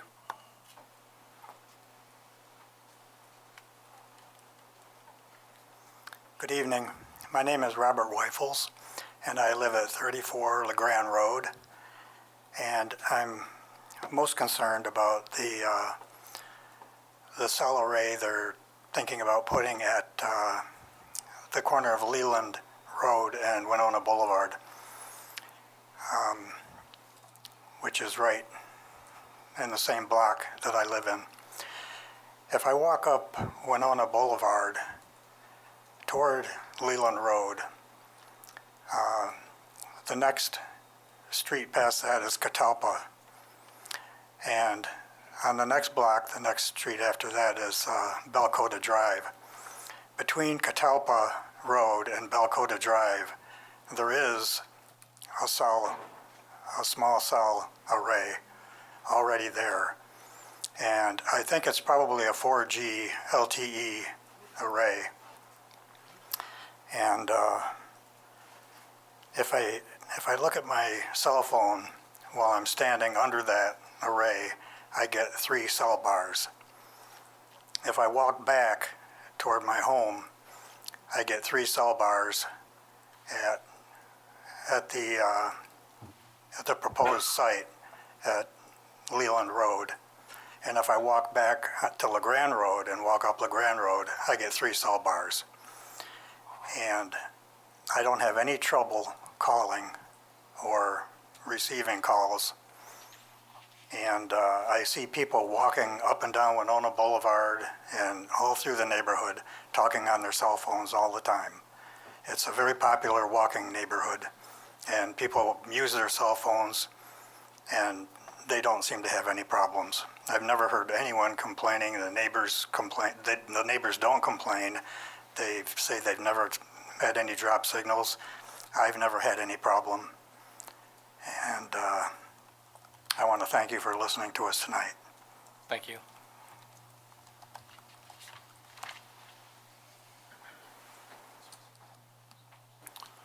Good evening. My name is Larry DeMeo. I live at 34 Delta Terrace. So my coming up here is not impacted by these cell towers that are being discussed today, but I just wanted to make a statement about the fact that last July,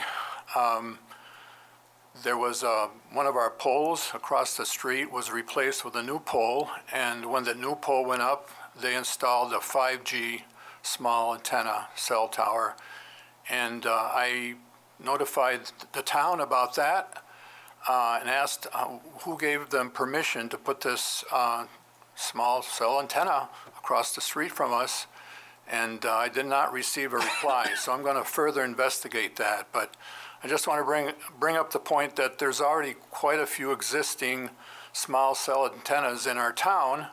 Another neighbor of mine, a friend, said there's one right near a playground.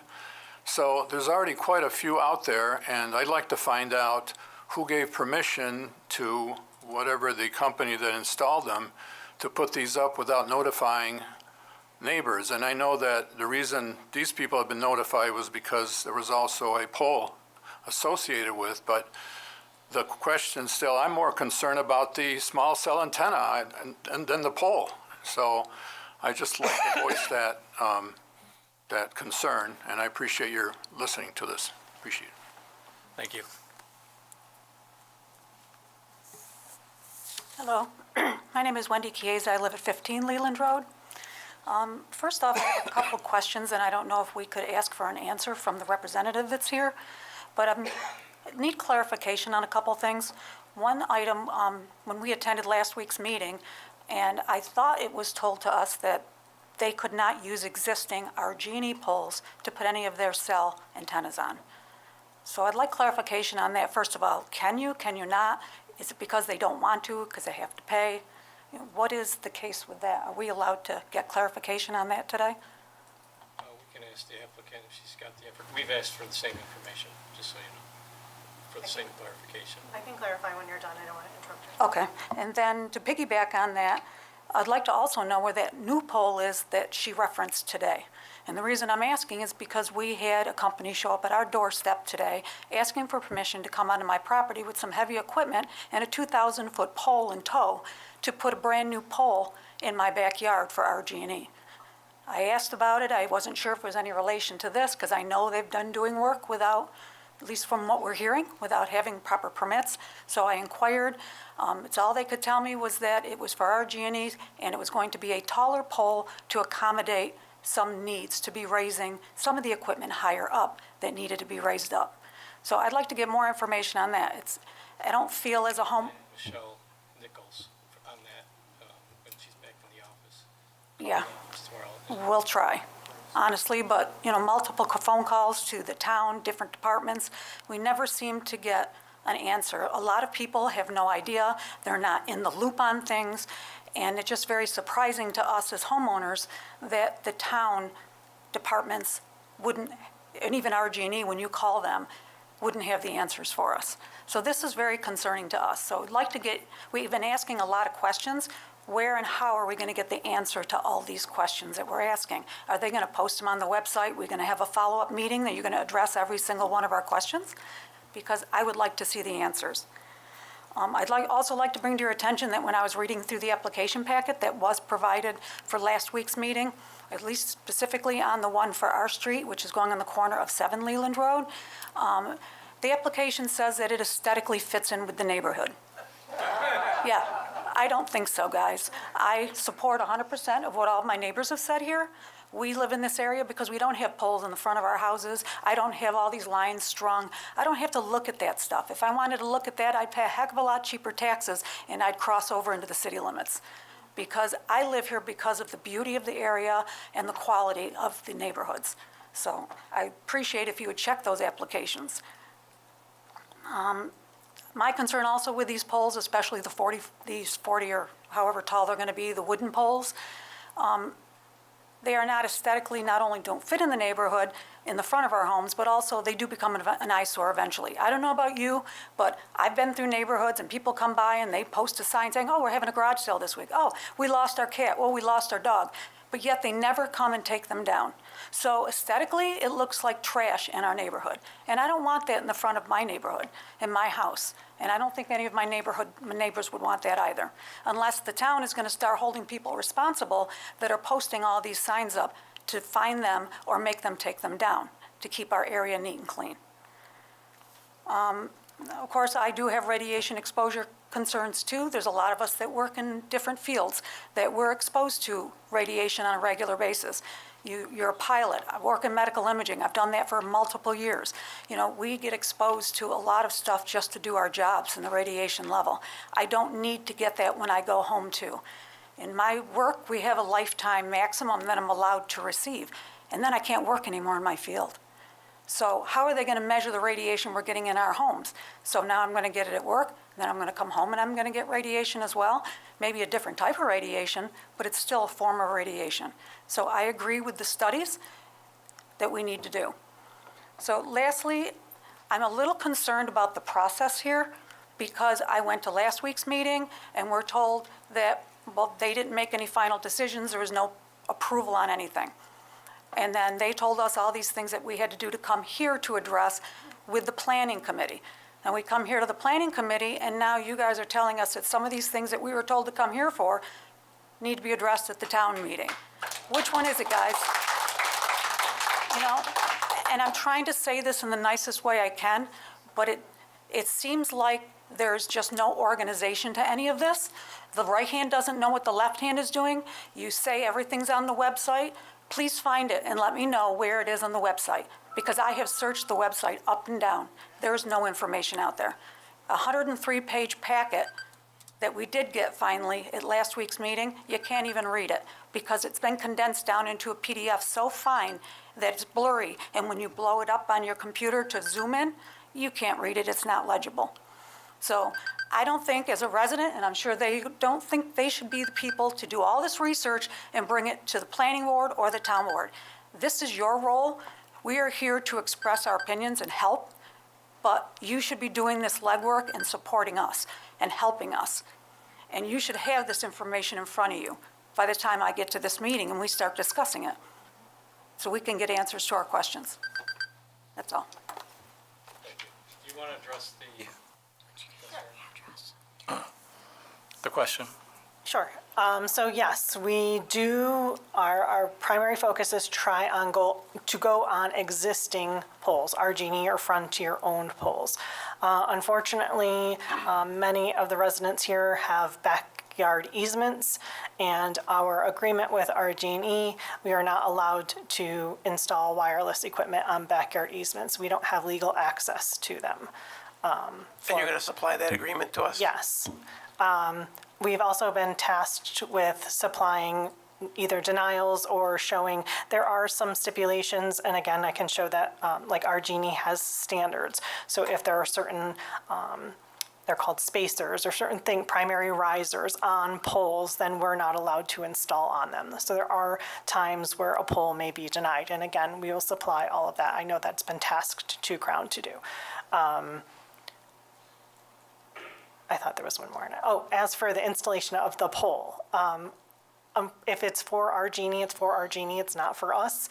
Again, we can't install in backyard easements, so if the pole's being replaced in your backyard, then unfortunately, it wouldn't be for us. I'm not sure. As for the new pole, it was brought up last week, so I brought it up to my counterparts.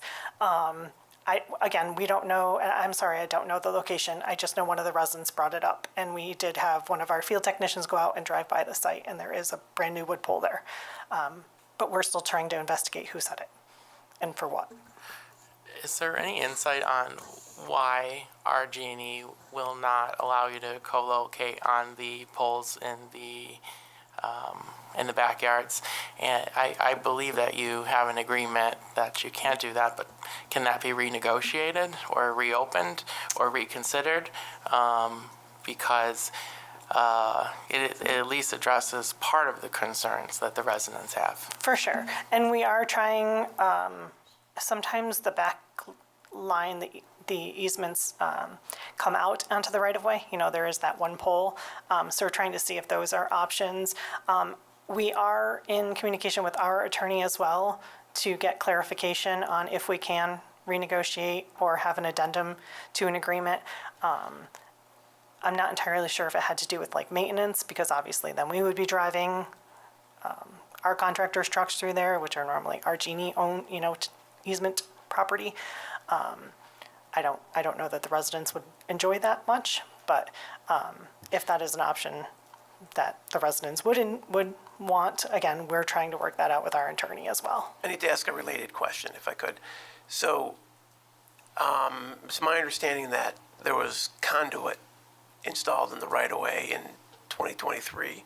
Correct. Those highway permits. Correct. How expensive would it be to relocate that to, if you couldn't put the poles in the right-of-way, but then you had to use the easement, how much of a cost would that be? I'm not entirely sure. I think maybe we would like to have a understanding of that, so that we know that isn't what's driving the need to put them in the right-of-way, as opposed to, the easement issue. Correct. I can totally, I understand your concern. I will tell you, as an employee of Crown, I think it's fairly dumb that they did that. I don't know why. I mean, I've worked in other areas and you wouldn't install anything until the pole is approved. So I'm not really sure why that was done. Again, that was before. This is not typically my market. It is fiber, so I don't know if it's, we do service enterprise businesses. I assume this fiber is in residence, so I don't assume there's many enterprise businesses this will be servicing. But as for the cost for relocating that, I have not heard that as a barrier, and obviously that would be on us to provide. Okay. Thank you. Please come to the podium if you have a question. The agreement that you have where you can't do that. With RG&E? Is that with RG&E all through New York? Yes. So there could be an exception made for certain areas. We could try. Again, I honestly am not sure. It's something that obviously our attorney negotiates, like those wireless agreements, so we are in contact. Have you reached out? I mean, we gave you... Yeah, we're going to have time to question her more. I'd like to make sure that all the residents get a chance to speak. Sure.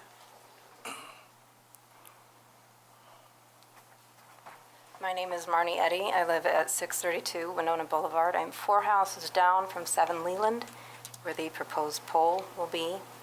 And in this room, you see a lot of neighbors caring not only about themselves and their properties, but their children and others'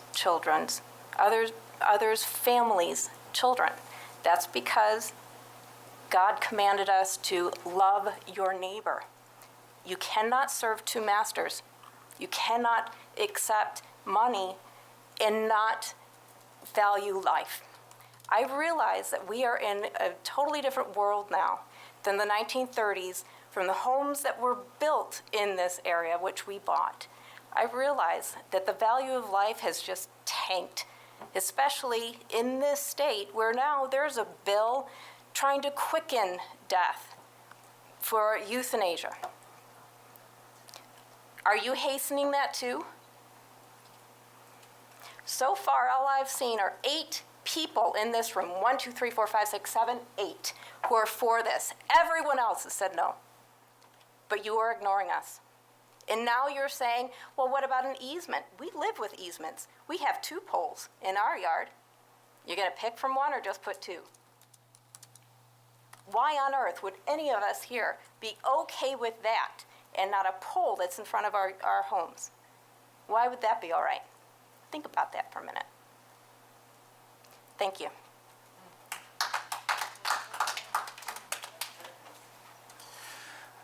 My name is Tim Burke. I live at 632 Winona Boulevard, and as my wife had mentioned, we're just down the street from the one location. My biggest concern is with regard to precedents that have already been established with the prior approval of 40 poles in this area. And I'm struggling to understand why we would further that precedent in approving the variances in order to allow these poles within the right-of-way out in front of people's properties in heavily residential areas. We've already seen within the last 10 years where precedents were set within the town of Arundecoit, such as I-Square and the windmills, where numerous residents stood up before the boards and complained about the potential negative side effects and impacts of the wind turbines at that point. We now see that those wind turbines have been taken down because many of the concerns that were outlined by the residents at that time came to fruition. And it didn't solve any problems for the building manager because he didn't take into fundamental considerations all the things that had to be taken, that had to be done in advance of adding in those additional powers. We now have a study that's saying that we need to provide these various additional points in order to improve coverage within this area.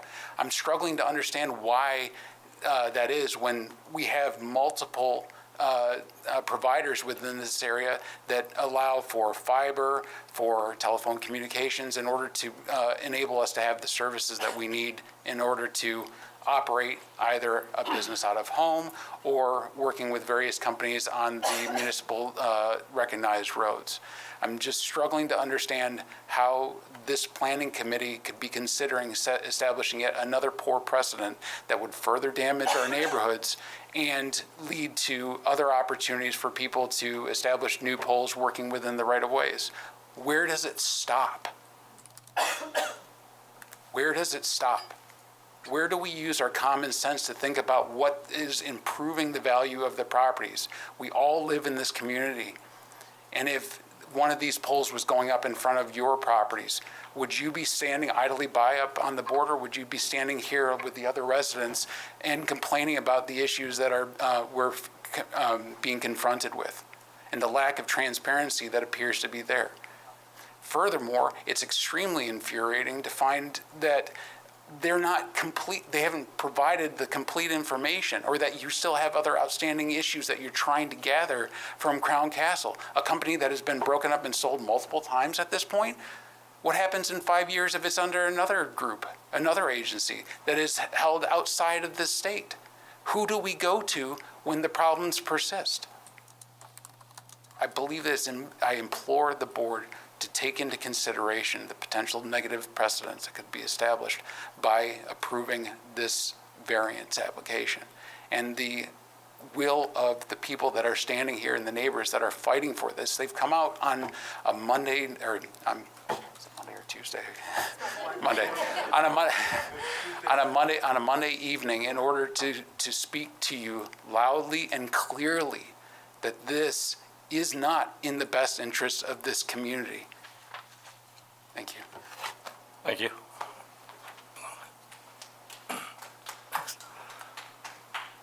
Eric Benz, 49 LeGrand Road.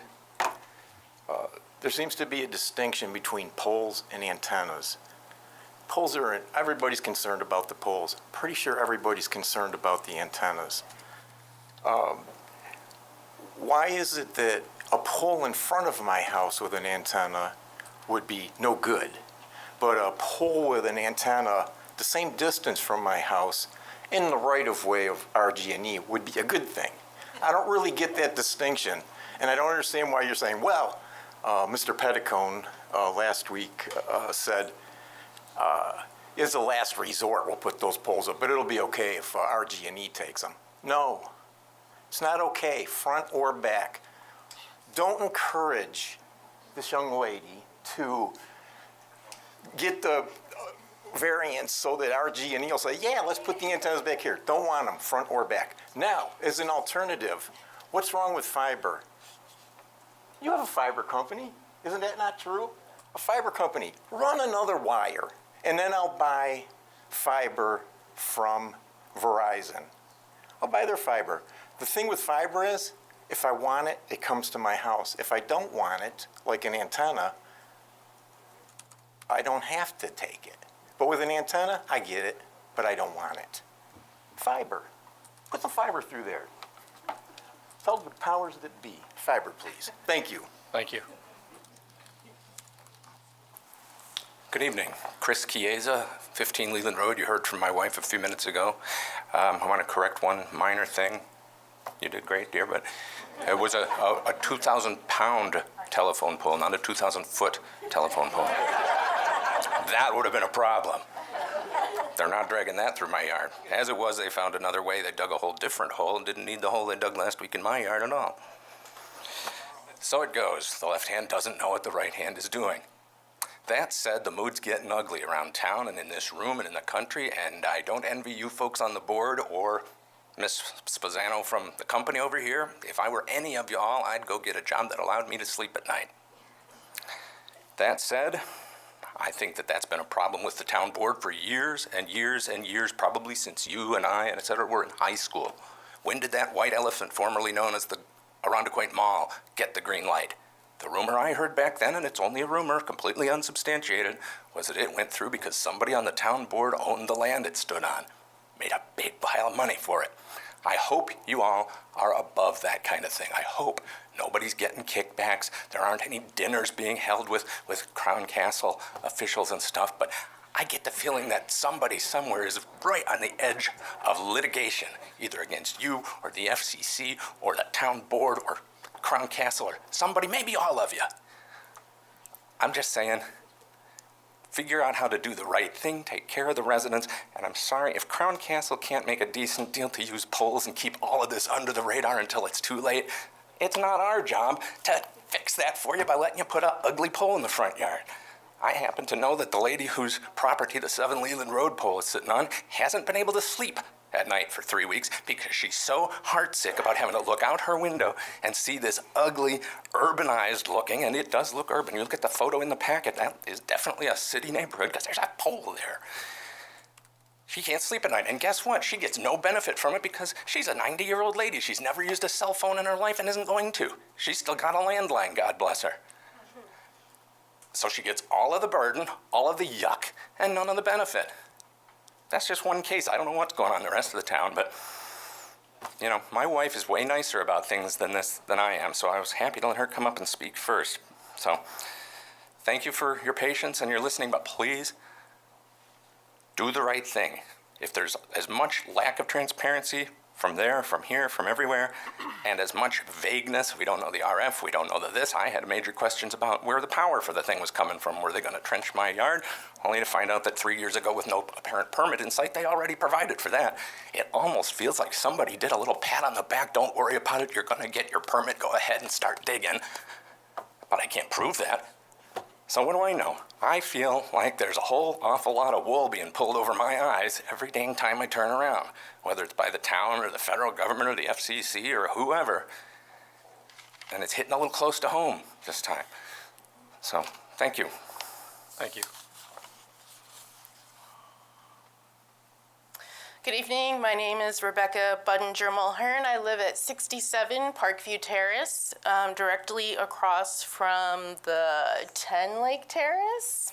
My neighbor is back here. I figured I had to also represent our neighborhood. The other poles were beating us. So Our neighborhood is tiny, it's tight. So to say that I live across the street from this potential site, my bed is probably 40 feet from this proposal.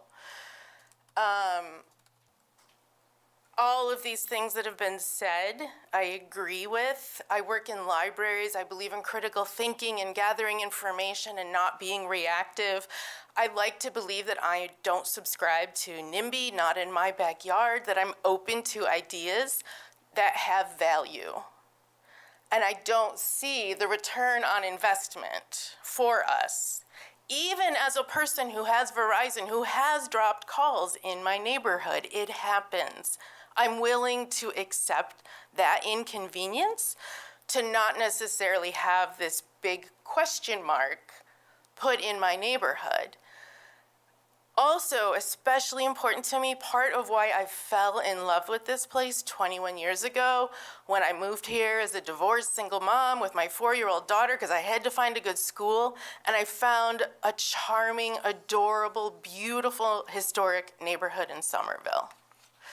And maybe 5 years ago, and maybe it was this board, you invested in replacing the historic lights that we have with new LED lights, and you chose historical replicas. So in what world will you put a pole next to one of these historic lights that looks appropriate? I can't envision it. So that's my 2 cents, and one of my friends who already spoke asked me to throw in one more question if I had time, and I do. She said, do they already have contracts for these 8 poles? Do they already exist? Is it done? And actually, I wanted to add one more question. Why do all these poles seem to be on the west side? Is that correct? They're all generally in the northwest area? Just for clarity, we've asked for the proof from their customer as to why they have to be in these areas. We have not received that. Okay.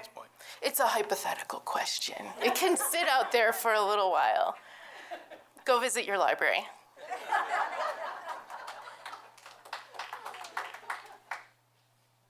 Anybody else like to address the board? Good evening. My name is Frank Farsace. I live at 17 Beach Terrace, right in the Somerville area that this neighbor of mine just spoke about. It's a very quiet, old area that does not need a pole in the corner of the yard where everybody could see it. I've lived there 25 years. It's very close to the lake. I've never had a drop call. My internet is fine. My Wi-Fi is fine. And it's like, if these poles are needed, why? Why are they needed? If everything's working, what do we need to fix? As you could tell, these residents are all opposed to it. And as a taxpayer in Arundecoit, I would hope that the board is against this, because we all live there and we all want to keep our property values up there. And I hope that you consider this before you make a decision and let this go forward for a useless cause. That's all I have. Good evening, and thank you for listening. Thank you. Anybody else who would like to address the board?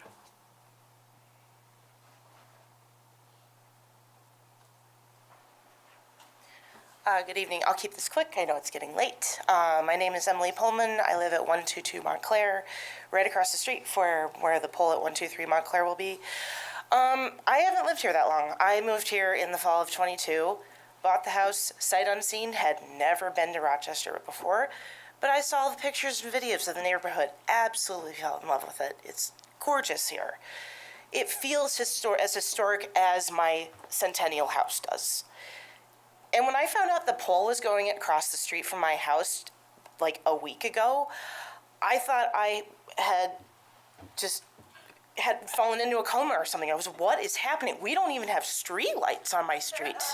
Okay, if you're gonna invest something in our neighborhood, how about upgrading the sewer system?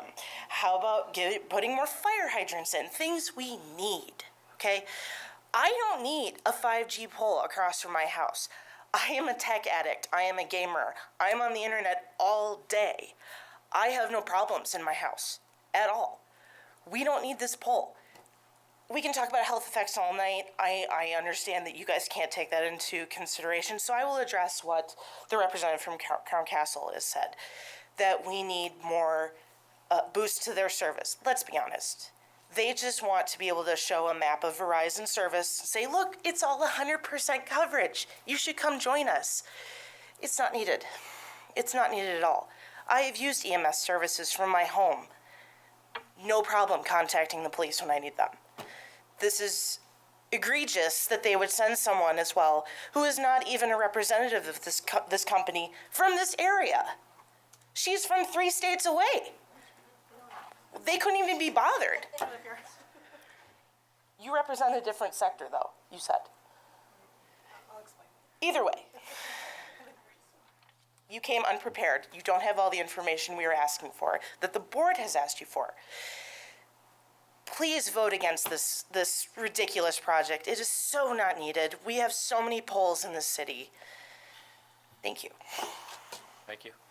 Anybody else? Please. Just, I'm sorry? I feel compelled to follow up because of what you said about need, and my only request to the board is that... Name and address. Jim Georger in 10 Lake Terrace, and thank you for letting me go one more time. My understanding is the important thing is that a need be chosen. I think what you need to do is set up a very strict criteria of what constitutes need. If I say to my wife, I need a boat, I've got to explain what it is that goes into my thinking. If my teacher says, I need to hold your child back, they need to show the rubrics and the considerations and the things that go into that need. So if you're talking need, you need to really define need in terms that we can understand it. And I have to say that readily having alternatives does really affect the need. Thank you. Thank you. Anybody else who would like to address the board? Yeah, just as one reminder, we are going to keep this public meeting open. I'm going to stop public input at this point for now, but the public meeting will be kept open for future when we get more information for another chance to address the board. In the meantime, would the representative like to address any of the comments and questions? Do you have additional questions for me? I have one. Can you, for the next meeting, get us the percentage of service that this is providing for current customers and how much this is an expansion of your market share? When you show the need, can you break it down? I don't know if the data comes this way, but the difference between like a voice calling versus data? I'm not sure, but I can ask too. Unfortunately, a lot of it's dependent on our customers, so we have to wait for our customer to supply this. So I got one question. I know Crown Castle is the one that's asking for this, but you're asking on behalf of your customer. Is it ever the case that the customer doesn't come and represent so they can hear what the town's saying? Typically not. This is their customers. That's why they hired us. All right, but this is their customers, and I feel if they're not getting this input, unless you're providing it back to them, I don't know. But I think it's wrong that that's not happening. I understand. Go ahead. I have a couple questions. Have you had applications in other towns where you're putting the poles in front of houses and neighborhoods I would assume so, yes. locally? I would assume so, yes. I know we have, like, in the city of Rochester, East Rochester. Can you give examples or, like, can we get some information? I'm just curious if this is going on in other towns. There are, like, we do have, there are also other companies out, and Verizon does build their own as well. So not every single small cell you see may be something that Crown Castle built. Verizon does build their own. But yes, I'm sure there have been. I could certainly, like, provide a picture of something like that if that's what you're asking for. I don't know, like, a Latin long or an address off the top of my head. Also, these antennas are bouncing off of these cell towers locally? They will use that as well as existing, yes. And then you said there's some leeway in where these antennas are placed? Correct. What was the amount of leeway? I don't ideally know. That's usually a question we also have to ask like our RF expert within our company. They get given like a latitude and longitude, and then we have a small variance, like a 5-foot radius around that. Sometimes we can try to move it more. We just have to ask for like special permission from our customer. I think that's some of the information we've asked for. Yep, yep. Right, okay. That's why we have it all in with our customer. We're just waiting for them to oblige. We have a couple of sites, we just don't have all 8 of them. Do you think that you could bring your RF engineer next time? Sure. I know when I've seen Verizon applications, they bring their RF engineer. I think that's very helpful to have somebody that can talk about the science of it. Do you ever do Zoom meetings or is everything in person?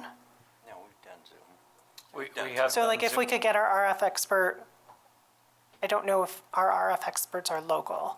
We'll have to defer to the town. We did do a lot of that during COVID, so I'm sure arrangements can be made, but it's got to be approved ahead of time. Okay.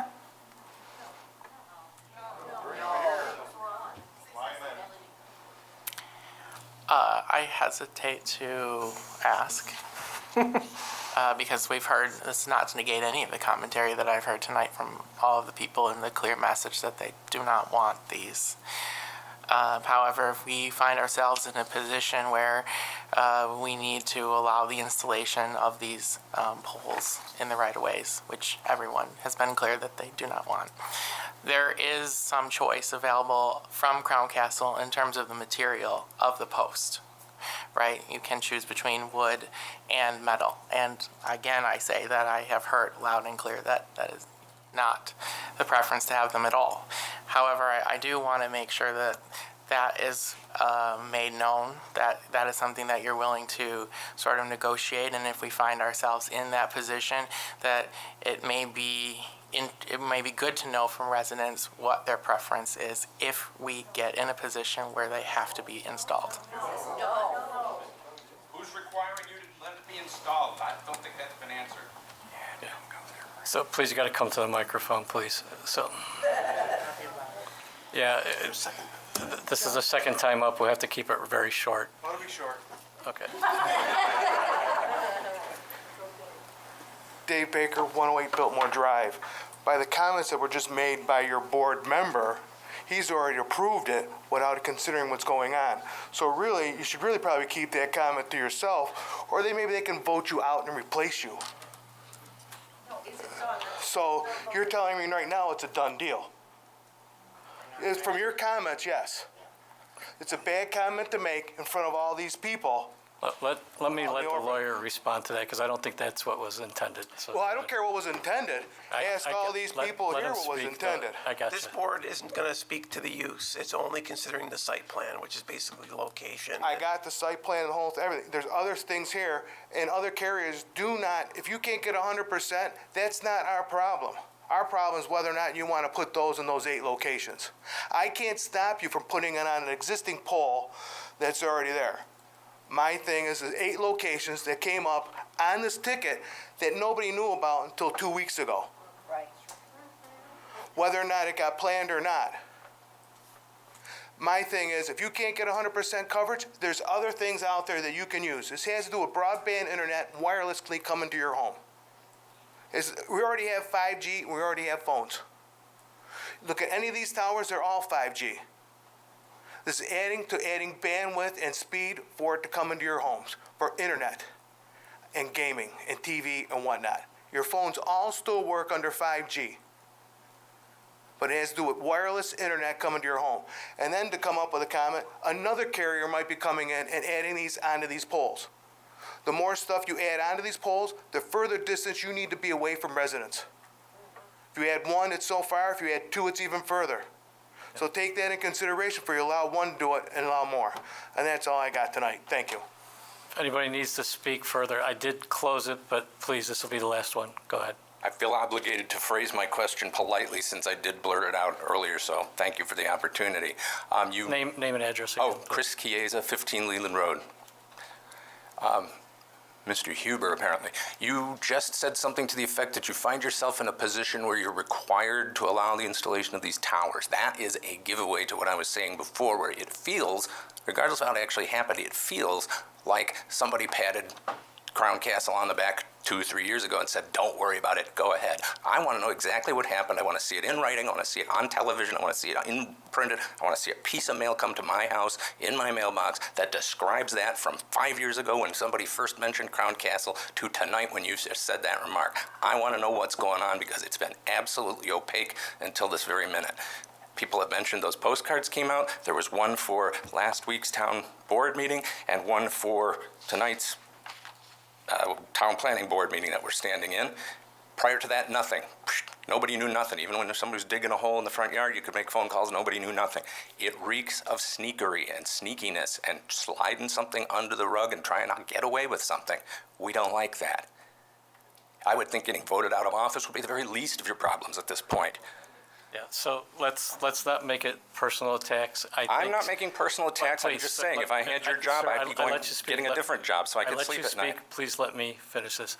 So this is going to stop the public input at this point. I think something was taken out of context. Perhaps. It was in regards to what we're legally obligated to do. Right. What I wanted to ask you is there was some mention earlier that there was a legal requirement. Where does that requirement come from? Who is requiring you to allow the installation of poles that the public doesn't want? And I'm going to go back to, that's why I wanted legal to respond to that, to explain what our purview is, what we can and can't do. Is this the town attorney that's replacing the town attorney that recused himself from the whole town supervisor thing or whatever happened? The other attorney that's normally with the planning board, their firm has a relationship with Verizon or Crown Castle, I can't remember. They represent Verizon locally, so they have a conflict of interest. How convenient.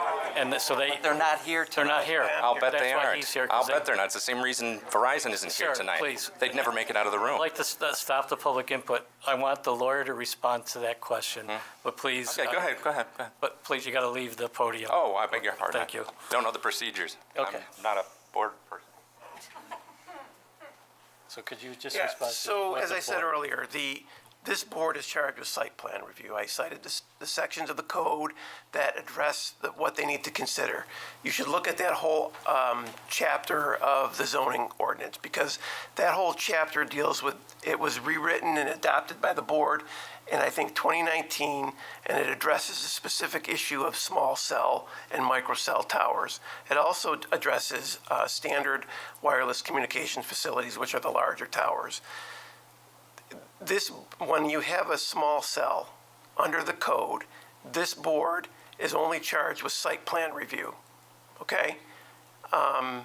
So that's what this board is looking at. This, like, where you put it, do you need to put them here, those type of questions. There's a whole bunch of standards that are set forth in the code.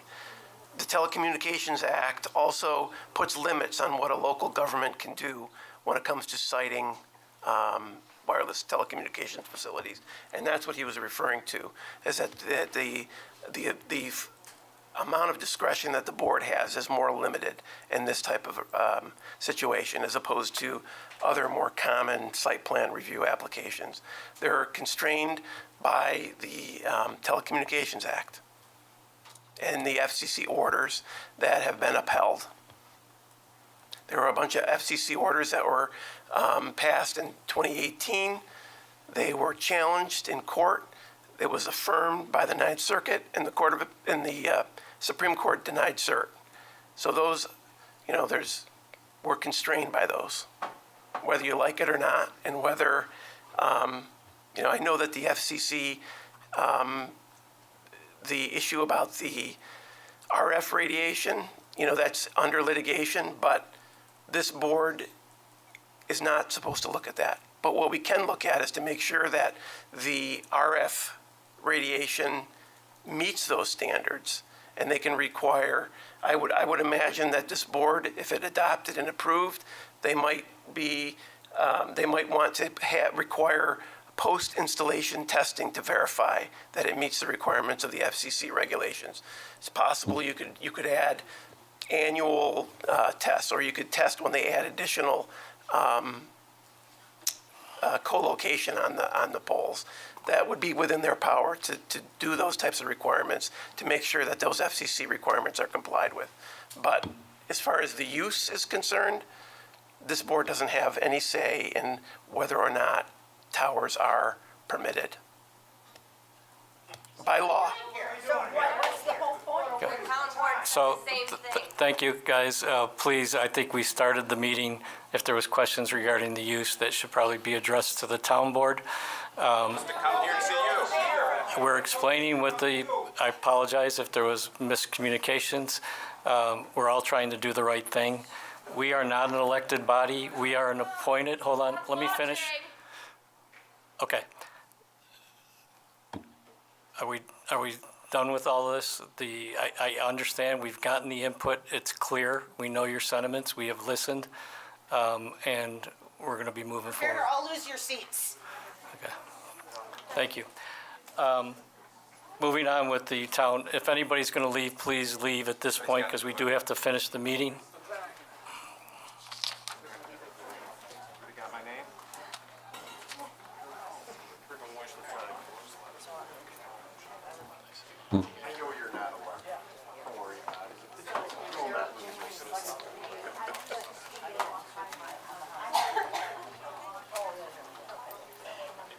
Can we just get clarification on how long this stays open?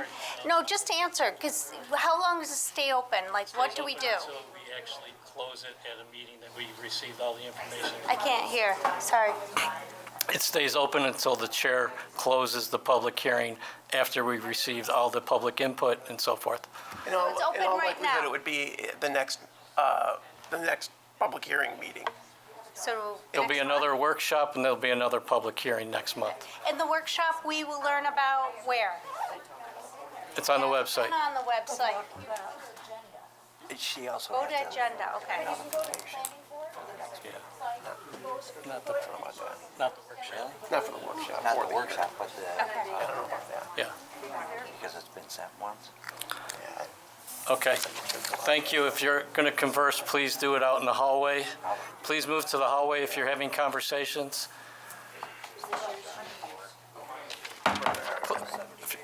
Please move to the hallway if you're having conversations. Thank you. All right. So next on the agenda, we have to actually table this. Do you want me to read this? Any other questions from the board? Anything? You can adopt this resolution with one change, that you're going to keep the public hearing open. I got that on You here. can just adopt it as kind of, you need a motion to, Normally, we read these into the Oh, you record. do? Yes. okay. Okay. I'm going to read it into the record. All right. So So you already have the edits that you're going to include? Yes. Okay. All right. So regarding PB 2025-04-01 through PB 2025-04-08, we're going to be an adjourning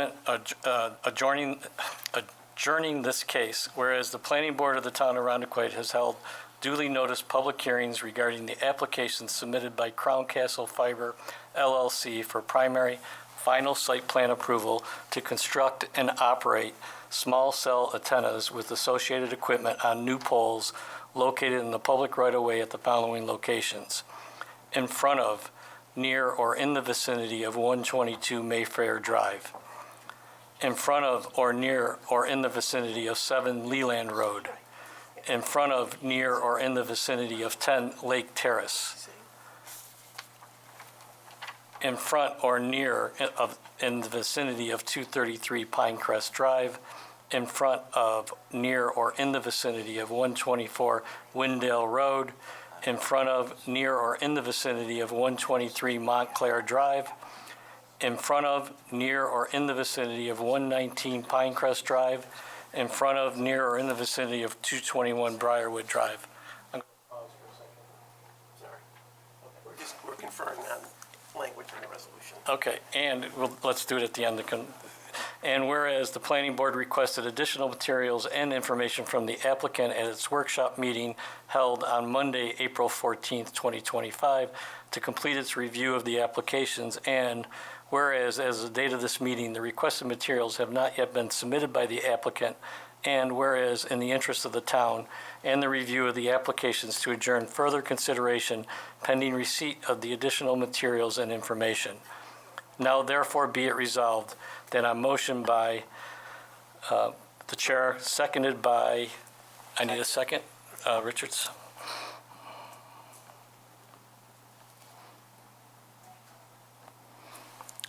The Town of Arundequoit Planning Board hereby keeps open the public hearing pending the submission of the additional materials requested by the Planning Board and any further updates by the applicant. Adjourns further consideration of the applications until the requested materials and updates are received. And 3, upon receipt of the requested materials and updates, directs that the public hearings be reopened, Continued. to be continued. So upon receipt of the requested materials and updates, directs that the public hearings be continued at future planning board meeting.